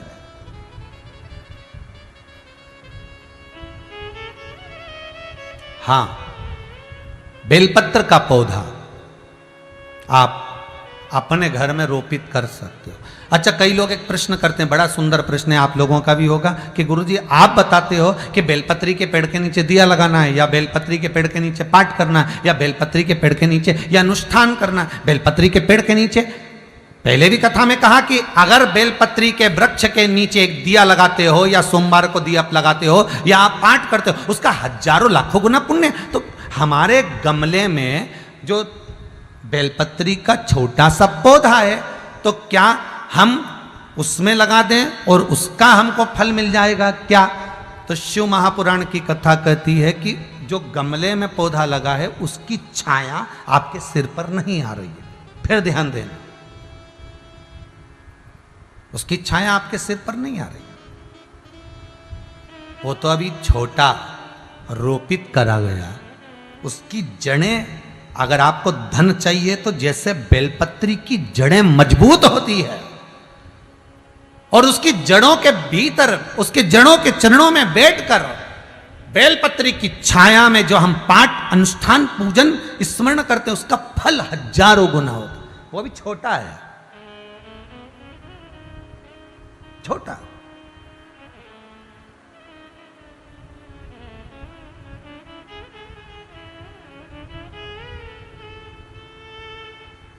जैसे आपको पहले भी कथा में कहा, मान लो उदर से जुड़ी हुई कोई भी समस्या चल रही है, पेट से जुड़ी हुई, उदर से जुड़ी हुई कोई भी तकलीफ चल रही है, तो क्या कहा जाता है कि बेल की वृक्ष की छाल निकाल कर लिया, उसको पानी में गलाओ, शंकर भगवान पर चंपेश्वर महादेव का नाम लेकर या कुंदेश्वर महादेव का नाम लेकर या कुंदकेश्वर महादेव का नाम लेकर शिव को चढ़ा दो। उस पानी को झेल कर लिया और उस पानी को दिन भर में 2-2 चम्मच, एक दिन में 3-3 4-4 बार, 2-2 घंटे के 3-3 घंटे के गैप में उसका पानी पीना चालू करो, उधर से जुड़ी हुई सारी समस्या समाप्त। जैसे एक वृक्ष की जड़ों का आनंद सुख प्राप्त होता है, तो वो बेलपत्र जब बड़ा हो जाए उसका सुख ही दूसरा। कल कथा में कहा था, शंकर भगवान को सावन महीने में शिवरात्रि पर तुम बेलपत्री की पत्तियां तोड़ कर लाते हो, ढेर सारी डाली की डाली तोड़ कर ले आते हो और बाद में उस डाली को पटक देते हो, पत्तियां निकाल लेते हो, शंकर जी को चढ़ा देते हो। यह अपमान है उस वृक्ष का, ये शंकर जी का अपमान है, ये बेलपत्री का अपमान है, ये बेलपत्र का अपमान है।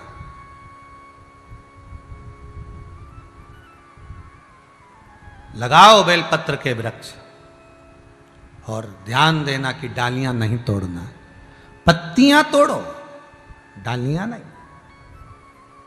खूब लगाओ। हमने तो आपको फिर कहेंगे कि 1 जून से लेकर 25 जुलाई तक, श्रावण के पहले सोमवार तक बेलपत्र महोत्सव विठलेश सेवा समिति मना रही है। आप भी जुड़ो इससे। अपने अपने नगर में, यहां पर आपको पैसा जमा नहीं करना, अपने अपने नगर में जहां रहते हो वहां बेलपत्री का पौधा लगाओ और विठलेश सेवा समिति का बैनर पीछे लगाकर, उस पौधे को लगाकर, पहले महिला मंडल लगाए, चाहे जो समाज की महिला मंडल, जो भाई घर से, परिवार से, कुटुंब से लगाओ और उसका फोटो हमारे जो नंबर चलते हैं उस पर भेजो। और भेजने के बाद चैनल पर, आस्था चैनल पर जब कथा आए तो आपकी प्रेरणा कि आपने भी ये इस कोरोना महामारी में जो ऑक्सीजन की कमी हुई है, उस ऑक्सीजन की कमी को आगे ना हो पाए, अपने बच्चों को दुख ना झेलना पड़ जाए, इसलिए आपने भी एक वृक्ष को रोपित किया, उसको रोपित किया, ये जनमानस को दिखाना।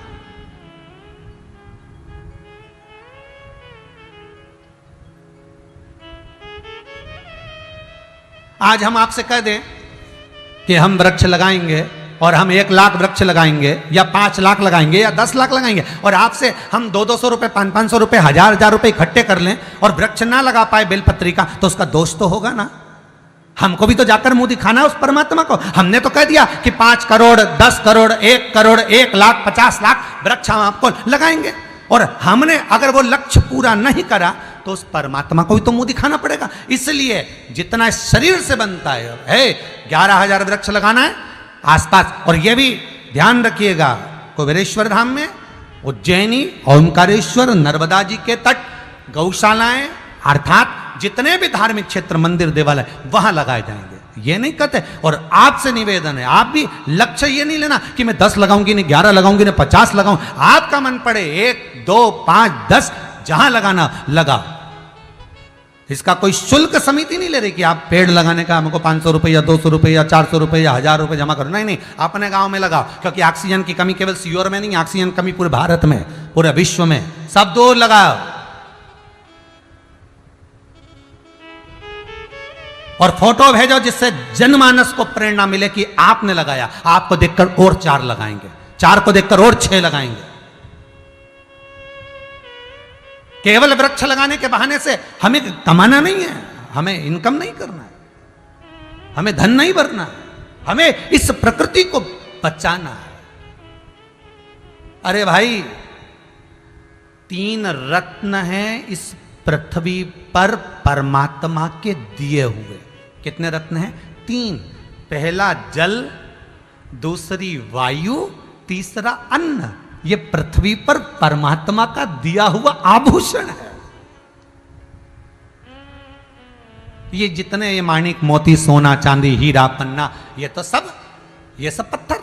अभी आगे आप कथा सुनेंगे कि आयुर्वेद में जो भस्मों का नियम है, लोहा भस्म, स्वर्ण भस्म, मोती भस्म, हीरा भस्म। आयुर्वेद में हीरे को भी आग लगा दी जाती है केवल एक औषधि बनाने के लिए। आयुर्वेद में सोने को भी आग लगा दी जाती है केवल एक औषधि बनाने के लिए। तो ये तो हमारे लिए ये पत्थर हैं।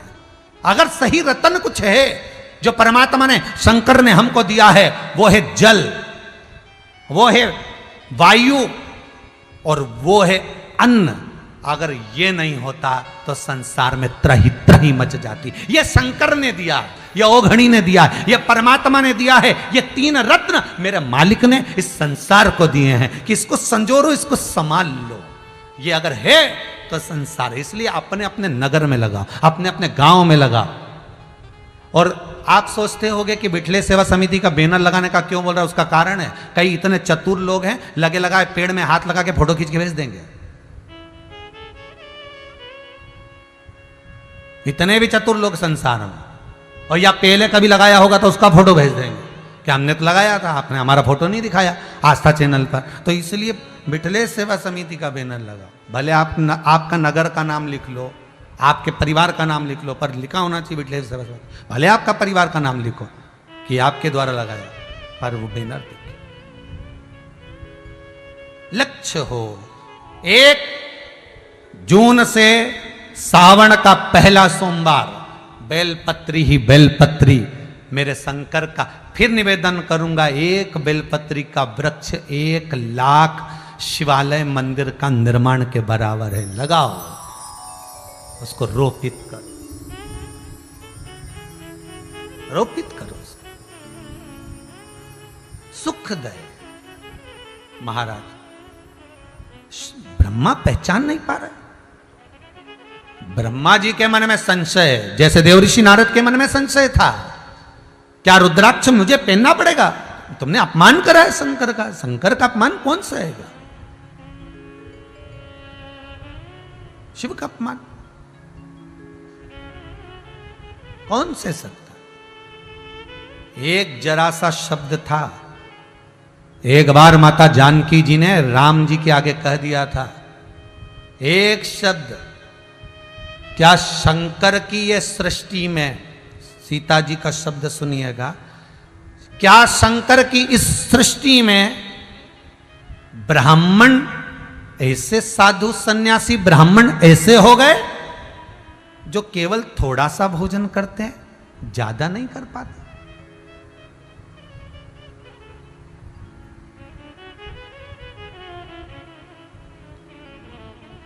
केवल थोड़ा सा भोजन।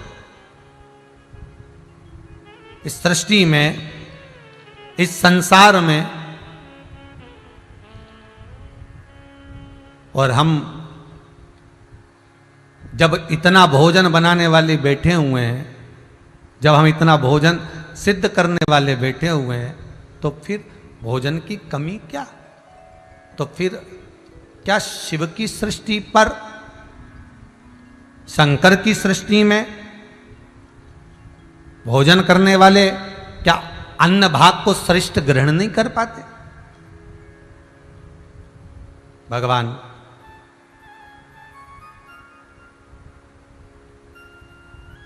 भूत भावन भूतेश्वर भगवान शंकर का जब शब्द आया, राम जी के हृदय में वो शब्द बैठ गया। राम जी के हृदय में वो शब्द बैठ गया। और राम जी के हृदय में जब शब्द बैठा, तब मेरे राम जी महाराज ने, मेरे राघव जी ने तुरंत कहा, नहीं नहीं नहीं पार्वती, आप ये गलत कह रही हैं, आपके ये शब्द गलत है। ऐसा नहीं है। भगवान, आप कहती हो कि ब्राह्मण थोड़ा भोजन करते हैं, संत थोड़ा भोजन करते हैं।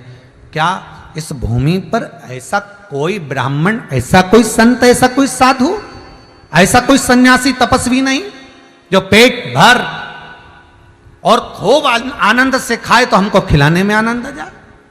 भगवान बोले ऐसा नहीं है, आते हैं, समय आया। भोलेनाथ जी का समय क्या, एक बार माता भगवान शिव के एक आनंद सुख समय आया और राम जी दिखाना चाहते थे, इसलिए एक बार जब शंकर और पार्वती भ्रमण करते करते जा रहे थे और राम जी महाराज अपने पिताजी दशरथ जी का श्राद्ध कर रहे थे, राम जी महाराज जब श्राद्ध कर रहे थे, ब्राह्मण भोजन करने जा रहे थे, तब शंकर जी ने पार्वती से कहा, ए पार्वती रुको, पार्वती इधर आओ। पार्वती जी बोली, हाँ प्रभु सुनो, ये इतने सारे ब्राह्मण कहाँ जा रहे हैं? तो पार्वती जी बोली, आपको मालूम नहीं है आज दशरथ जी का श्राद्ध है। दशरथ जी का श्राद्ध? हाँ।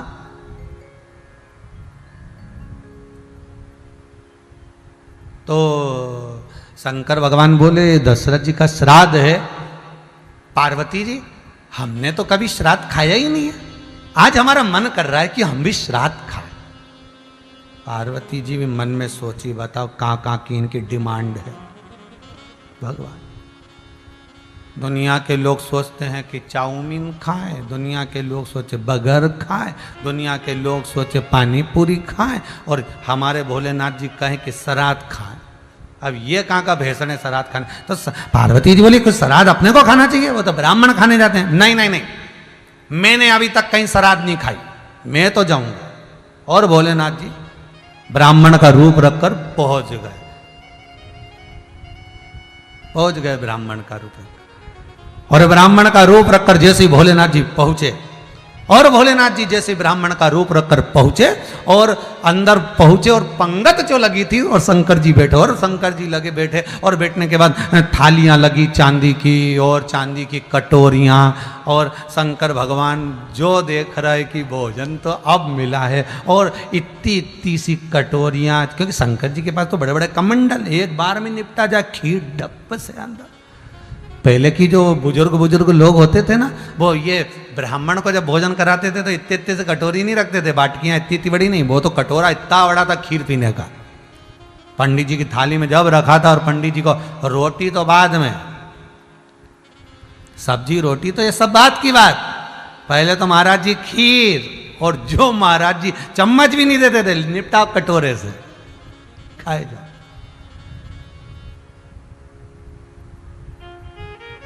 तो शिव जी बैठे, अब भोलेनाथ जी जैसे ही भोजन करने बैठे, और जो पार्वती लक्ष्मी जैसे ही सीता जी आई, और आकर माता जानकी ने कहा, महाराज जी पाई है। महाराज जी ने कटोरी उठाकर देखकर सीता जी से कहा, ये आँख से खाऊं कि कान से खाऊं? इतनी छोटी सी कटोरी है, 1 सेकंड में बस यूं ही डालूंगा ना, तुम नहीं। तो अपन तो वो भजन आता है ना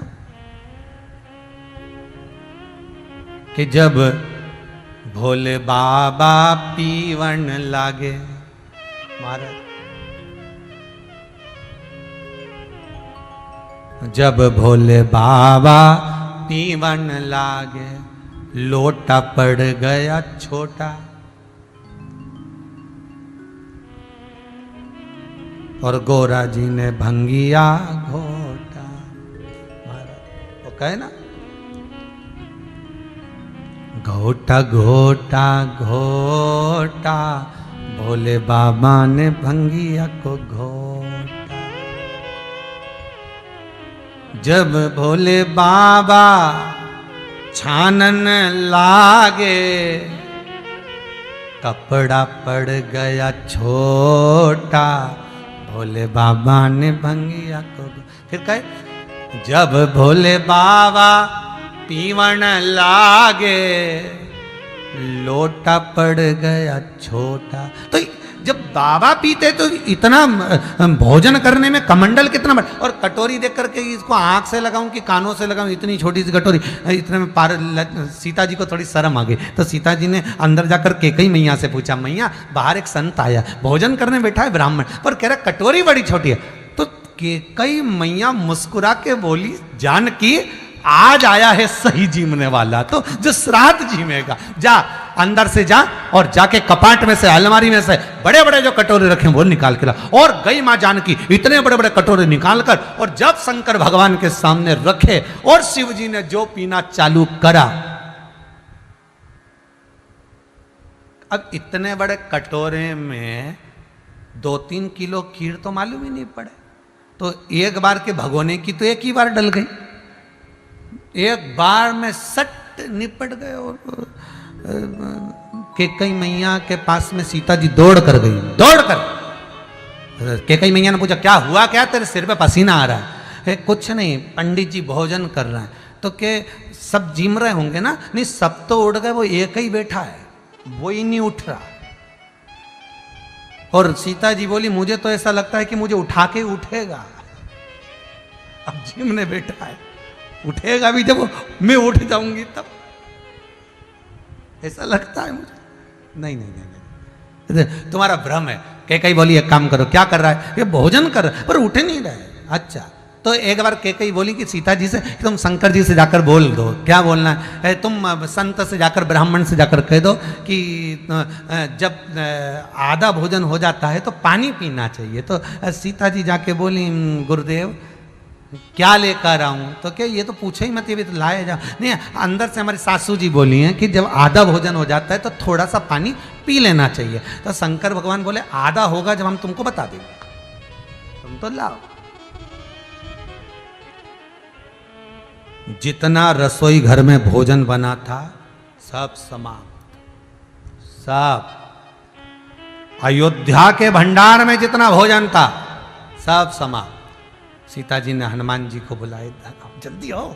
हनुमान जी बोले, बोलो मैया, किराने की दुकान पे से किराना उठा लाओ, पूरी अयोध्या की किराने की दुकान पे बोल दो, किसी को मत देना, सब यहीं लाओ। दौड़ कर हनुमान जी को सब जैसे पर्वत उठा के लाए थे ऐसे किराना की दुकान उठा के लिया। शंकर भगवान देख रहे, क्या ला रहा है? हनुमान जी बोले, किराना। तो शंकर जी बोले, अंदर लेके जाएगा फिर वापिस बाहर आएगा, बाहर ही रख दे।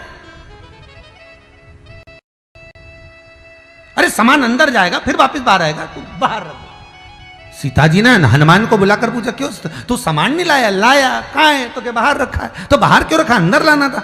तो वो ब्राह्मण जो भोजन कर रहा है ना, उसने बोला कि वापस अंदर जाकर ना बाहर आएगा, तो तू तो बाहर रख दे। तो सीता जी माथा ठोक के बोली, दिया है, पूरा ही दिया, जा, एक बार में दिया। और हनुमान जी ने क्या ना मान लिया और ले जाके पूरा सामान किराने का जितना बेसन, मैदा, रवा, आटा, चावल, दाल, शक्कर, गुड़ जो रखा था, मूंगफली का दाना, काजू, बादाम, सब बोरा की बोरा शंकर जी के सामने रख दिया। शंकर जी जो खाने पीले 5 मिनट में सब निपट गया। सीता जी हनुमान जी को बोले, अगला किराने की दुकान पे जा। अब हनुमान जी जाए ना, किराना की दुकान उठा के ला और देते जा। अब सीता जी की आंखों में जल भर गया। सीता जी तुरंत राम जी के पास पहुंची। राम जी ने पूछा, क्या हो गया जानकी?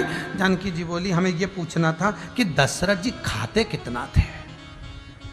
तो कि दशरथ जी तो पिताजी हमारे तो बहुत कम, जरा सा कौशल्या मैया उनको प्रेम से खिला देती थी, सुमित्रा मैया पंखा झेलती थी, कभी कभी केकई मैया प्रेम से कोई फल संवार कर, फल काट कर पिताजी को खिला देती थी। कभी कभी पिताजी हमको खिला देते थे और कभी हम हमारे पिता को हम खिला देते थे, बस थोड़ा बहुत खाते थे। तो क्या हमको तो लग रहा है इस ब्राह्मण में कोई भरा गया, कोई भरा गया, जरूर कोई बात है। राम जी बोले, सीता तुम तो एक बार कह रही थी कि ब्राह्मण इतना सा खाते हैं, इतना सा।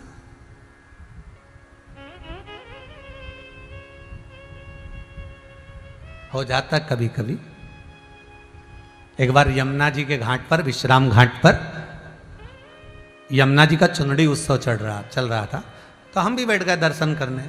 इतने में एक कोई सेठ और सेठानी बैठे थे, और एक अच्छा सा पंडा आ गया, अच्छा जोरदार मथुरा का, और आकर बोला, अ सेठानी, अरे ओ हीरे की चूड़ी पहनने वाली, अरे भोजन करा दे, भूख लग रही है। हो गई लगभग 15 साल पुरानी बात। भूख लग रही, भोजन करा दे। सेठानी ने सेठ जी से कहा, भोजन करा दो, चलो इसको। तो सेठ जी बोले, पैसे दे देते हैं, वो खा लेगा जाकर। ब्राह्मण इतना चतुर था, नहीं, तुम्हें चलकर खिलाना पड़ेगा, क्योंकि वो देता तो 60 रुपये 70 रुपये एक थाली का पैसा, 100 रुपये 150 रुपये 200 रुपये, नहीं तुम्हें चल के खिलाना पड़ेगा। अब हमने सोचा कि यहाँ यमुना जी का चुनड़ी उत्सव चल रहा है और पंडा जी को खाने की पड़ी, और वो भी इसी सेठ के पास आया, और ये सेठ के पास आया तो जरूर कोई लीला का तो दर्शन होगा। अब उस समय पर बाल्य आनंद लेने के लिए हम भी पीछे पीछे चल गए। हमने वो जब जाके भोजनशाला में होटल में बैठा, और पंडा जी का जब भोजन की थाली आई, और दोनों सेठ सेठानी बढ़िया वहाँ, हम इधर से देख रहे कुर्सी पे बैठकर, और वो जो खाने पिला, तो महाराज कम से कम देखा जाए तो 70 से 80 तो रोटी खा गया, और जो खीर पर खीर,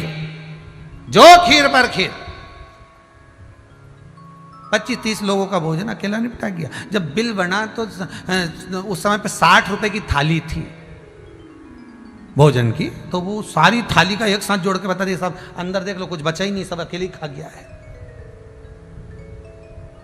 रहा नहीं गया। तब सेठानी से पूछ लिया, माता जी एक बात बताओगी आप? हाँ।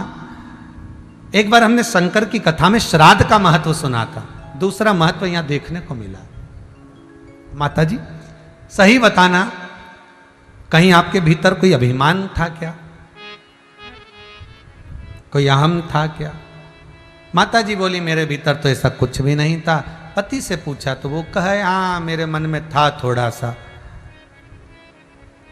कितने की थाली आएगी? 60 रुपए की तो है। मन में जब उसने मंगा था तो मैंने सोचा 60 रुपए दे देंगे, एक थाली का भोजन है, बेचारा खा लेगा। एक थाली 60 रुपए में तो आएगी, जा। तो हमें क्या मालूम था कि हमको ही ले जाके बिठा देगा और जीमने बैठेगा, तो हमको क्या मालूम। अहंकार मेरे भीतर आ गया। कभी कभी परमात्मा, ये ब्राह्मण, साधु, सन्यासी, तपस्वी, साधक, उपासक, ये तीर्थ के जो पुरोहित हैं, पंडित, इनके माध्यम से हमारा अहंकार तोड़ देते हैं। परमात्मा तोड़ता है इनके भाव से। जाओ जरा जाओ। सीता जी की आंख में आंसू, क्यों रो रही है? क्या हुआ? क्या? ब्राह्मण बैठा है भोजन करने के लिए, उठ ही नहीं रिया। तो तूने कहा था क्या इतना खाते हैं? इतना सा खाते हैं, तो अब आया है तो खिला। सीता जी के खिला तो दूं, परंतु पूरा सामान खा गया, कुछ नहीं बचा। अयोध्या में कमी है क्या? और क्या, भंडार का सारा सामान, किराने की दुकान उठा उठा के लिए, अंदर तो आया ही नहीं, बाहर ही निपटा गया। अच्छा, हाँ। राम जी महाराज मन में सोचे, आखिर ऐसा ब्राह्मण कौन आया है, हमें भी तो देखो। और राम जी ने जाकर जो भोलेनाथ जी को देखा, शंकर जी तो दोनों हाथों से खाने में लगे थे, और शिव जी को देखकर राम जी प्रसन्न हो गए, अंदर आ गए। सीता जी से कहा, अब तू वापिस आ जा, तेरे बस की नहीं है इसको जिमाना, तेरे बस में नहीं आएगा। तो फिर कौन जिमाएगा? सीता जी अंदर बैठो। भगवान राम ने हाथ जोड़कर मां जगत जननी अन्नपूर्णा को बुलाया, हे अन्नपूर्णे सदा पूर्णे शंकर प्राण वल्लभे, हे मां पधारो। और पार्वती मैया अन्नपूर्णा बनकर आई। राघव आपने बुलाया? राम जी आपने? भगवान बोले, मां स्वामी भोजन करने बैठे हैं, भोजन बचा नहीं है। अच्छा कहाँ हैं? वो बैठे। तो अन्नपूर्णा मैया बोली, ये तो मेरे स्वामी यहाँ क्या कर रहे हैं? पार्वती, तब अन्नपूर्णा जी बोली, अच्छा मैं तो समझी थी कि श्राद्ध खा के चले गए होंगे, परंतु ये तो अभी तक बैठे हैं, अभी तक। हाँ माँ, उठ ही नहीं रहे। राम जी से अन्नपूर्णा मैया बोली, जरा शांति रखो, अब भी देखो। और अन्नपूर्णा मैया टोकनी लेकर गई, एक बड़ा सा लड्डू जो उन्होंने थाली में रखा, शंकर जी ने जो लड्डू चूरमा का खाया, खाते सही शंकर भगवान को लगा ये तो ये अयोध्या का नहीं है, लड्डू से पहचान हो जाती कहाँ का है। नाथ द्वारा का लड्डू मलाओ तो अलग पहचान हो जाए नाथ द्वारा का है, और गोवर्धन नाथ जी की ठोर ला तो पहचान में आ जाए गोवर्धन नाथ जी का। तिरुपति का लड्डू खाओ तो मालूम पड़ जाए तिरुपति का। शिरडी का लड्डू खाओ तो मालूम पड़ जाए शिरडी का। त्र्यंबकेश्वर का लड्डू खाओ तो क्या त्र्यंबकेश्वर का। उज्जैन का लड्डू खाओ महाकाल राजा का तो क्या बेसन का लड्डू ये अलग वहां का है। तो सब दूर के लड्डू बता देते कि कहाँ का है। तो जैसे ही खाया शंकर जी ने, खाते से ही समझ गए ये तो कैलाश धाम का लग रहा है, ये यहाँ का है ही नहीं। और जो लड्डू खाया मुंह में लेते से जो ने ऊपर मुंडी उठा के देखा, अन्नपूर्णा जी की भोकुटी। अन्नपूर्णा जी ने कहा कैसे बैठे हो? शंकर जी बोले हो गया, पेट भरा गया। कैसे क्या बेटा? चलो उठ जाओ। शंकर भगवान उठे, राम जी महाराज आए। अन्नपूर्णा माँ ने कहा मांगो राम। शिव जी खड़े हैं, बोलो क्या चाहिए तुमको? राघव जी कहते हैं भोलेनाथ, जिसके घर में श्राद्ध होगी, जो अपने पूर्वजों का श्राद्ध करेंगे, ब्राह्मण को भोजन कराएंगे, उसके घर में कभी अन्नपूर्णा की कमी नहीं होना चाहिए। शंकर भगवान कहते हैं जो अपने पूर्वजों का श्राद्ध करता है उसके घर में कभी अन्नपूर्णा की कमी नहीं होगी। अन्नपूर्णा लक्ष्मी किसके घर में कम होती है? जो ब्राह्मण भोजन कराना बंद कर देते हैं, श्राद्ध करना बंद कर देते हैं, सीधे की थाली लगाई, सीधे की सीधे दिया है, तो भगवान ने भी कह दिया सीधे की सीधे निकल जाओ, खत्म काम। अपने घर की बहुओं को, अपने घर के बच्चों को, अपने घर के बेटों को बताओ इस तिथि की श्राद्ध होगी, 16 श्राद्ध में इस तिथि पर तुम्हें भोजन कराना है। एक ब्राह्मण को बुलाना, एक ब्राह्मणी को बुलाना, बच्चे को बुलाना, जिसका भोजन कराना उसको बुलाकर तुम भोजन कराओ। पूड़ी बनाओ, सब्जी बनाओ, खीर बनाओ, भाजी बनाओ, कुछ भी जिमाओ, पर जिमाओ, सीधा नहीं देना है। सीधे की जगह भोजन कराना। भोजन कराओगे, ब्राह्मण का मुख जब हमारे घर में झूठा होगा तो इस घर में कभी अन्नपूर्णा की कमी नहीं होगी, कभी कमी नहीं।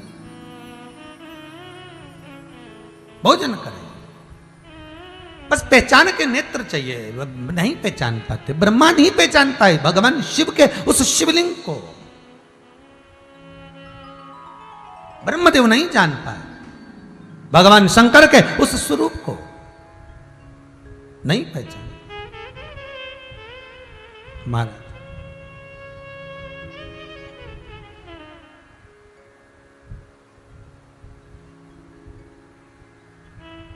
और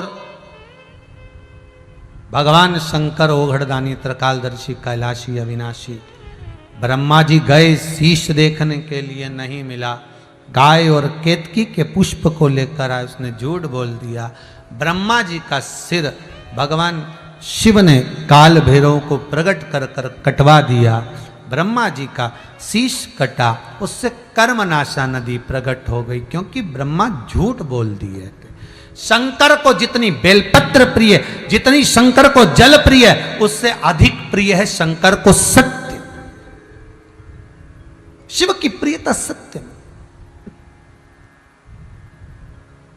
इसलिए किसी के मरने के बाद बोलते हैं राम नाम सत्य है। अच्छा, इस कोरोना महामारी ने एक चीज तो दिखा दी रे भाई। सिन्हा परिवार आपको साधु बांटता है, बहुत बहुत साधु बांटता है। जो जमशेदपुर से आप इस कथा को पूरे विश्व में सुनवा रहे हैं अपने पूर्वजों के उद्धार के लिए,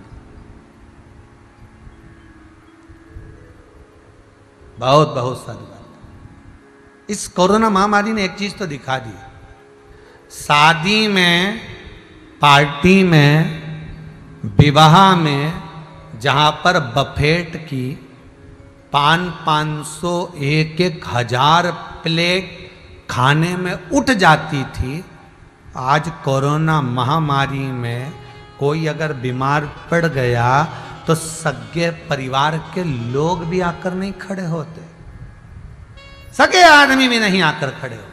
ये दिखा दिया।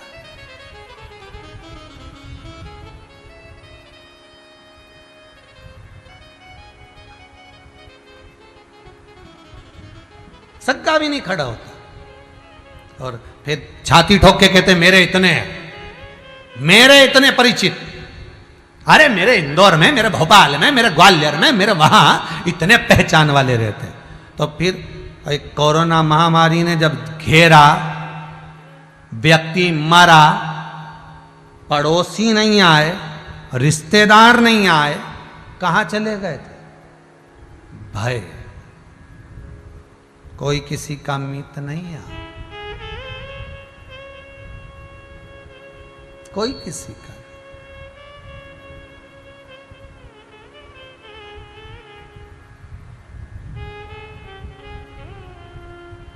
वही वाली बात आ गई,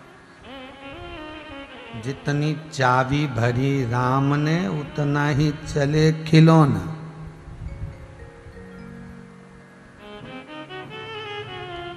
बस उतना ही है, उसके सिवा कुछ नहीं।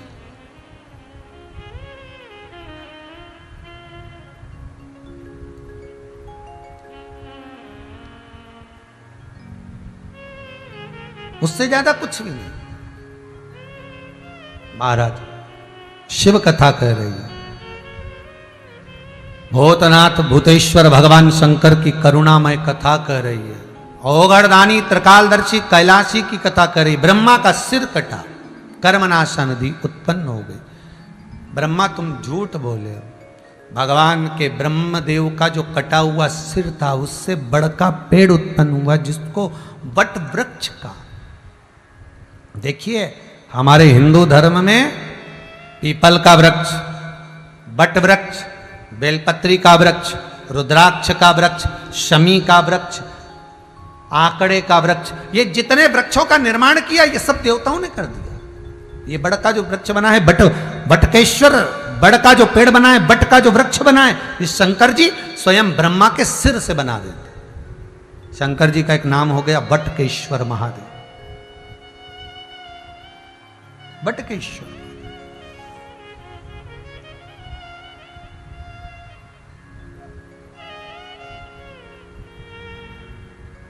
सर्वाधिक प्रियता, सर्वाधिक प्रियता। शिव को सत्य प्रिय है। दुनिया में कहीं पर भी जाकर झूठ बोल दोगे चल जाएगा। दूसरे देवालय में, मंदिर में जाकर भी झूठ बोलोगे चल जाएगा। शंकर के मंदिर में, शंकर की कथा में, शंकर के द्वार में, शंकर की चौखट पर, शंकर के देवालय में झूठ बोलोगे नहीं चलेगा। तड़प तड़प कर मरना पड़ता है, जीव रोता है, बिलकता है, शरीर सड़ता है, पुकारता है कि मैंने कब झूठ बोला था, क्षमा कर। इसलिए किसी के मरने के बाद लेकर जाते हैं तो कहते जाते राम नाम सत्य है, कि इसने जिंदगी में भले सत्य ना बोला हो पर आखिरी में सत्य बोलते बोलते सत्य बोलते।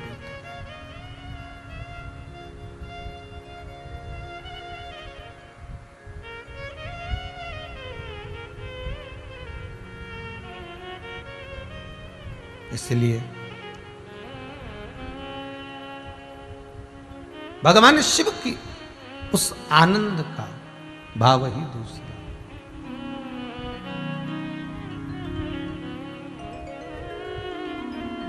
भगवान शंकर ओगढ़दानी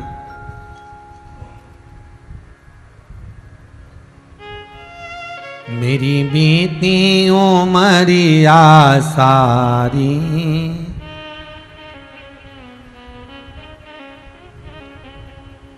हे शंकर, हे ओघड़ी, हे दयालु, हे दातार।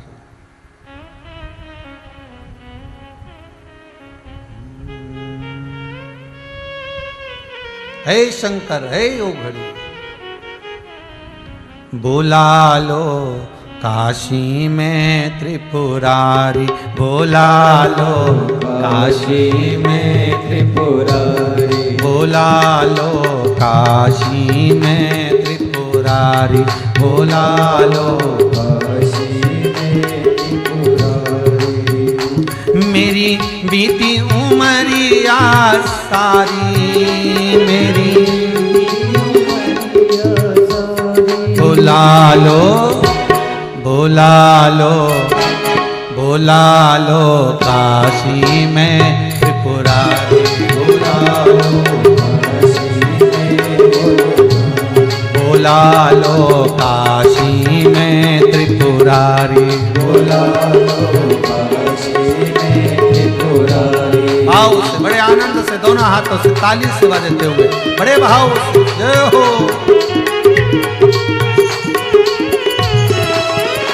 जय हो।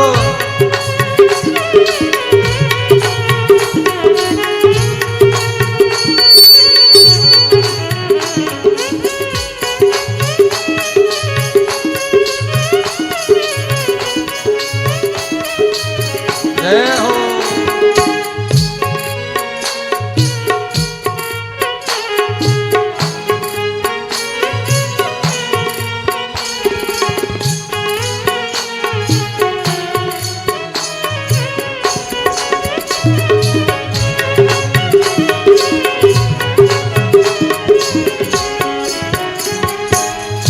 ममता ने डाला डेरा, मोह ममता ने डाला डेरा, मोह ममता ने डाला डेरा, मोह ममता ने डाला डेरा। न कोई सूझे रास्ता तेरा, ना कोई सूझे रास्ता तेरा, ना कोई सूझे रास्ता तेरा, ना कोई सूझे रास्ता तेरा।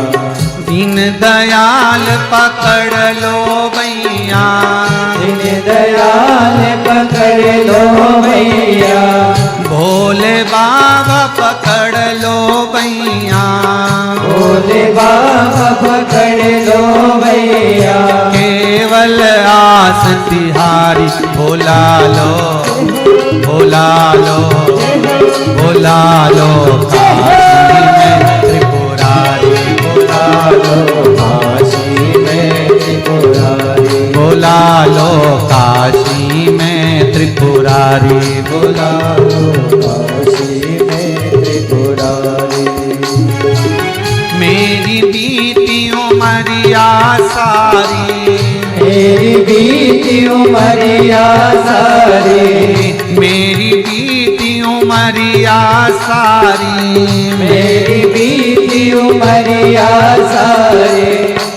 बुला लो, बुला लो, बुला लो काशी में त्रिपुरारी, बुला लो काशी में त्रिपुरारी, बुला लो काशी में त्रिपुरारी, बुला लो काशी में त्रिपुरारी।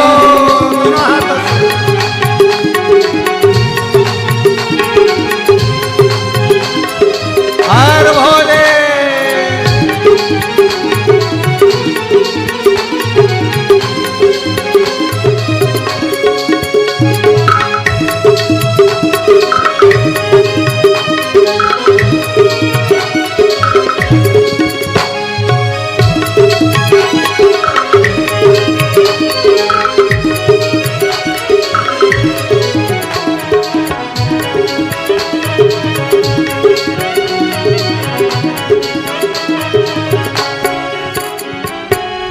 करुणा कर मेरे भोले शंकर, करुणा कर मेरे भोले शंकर, करुणा कर मेरे भोले शंकर, करुणा कर मेरे भोले शंकर। जीवन किया है तेरा शंकर, जीवन किया है तेरा शंकर, जीवन किया है तेरा शंकर, जीवन किया है तेरा शंकर।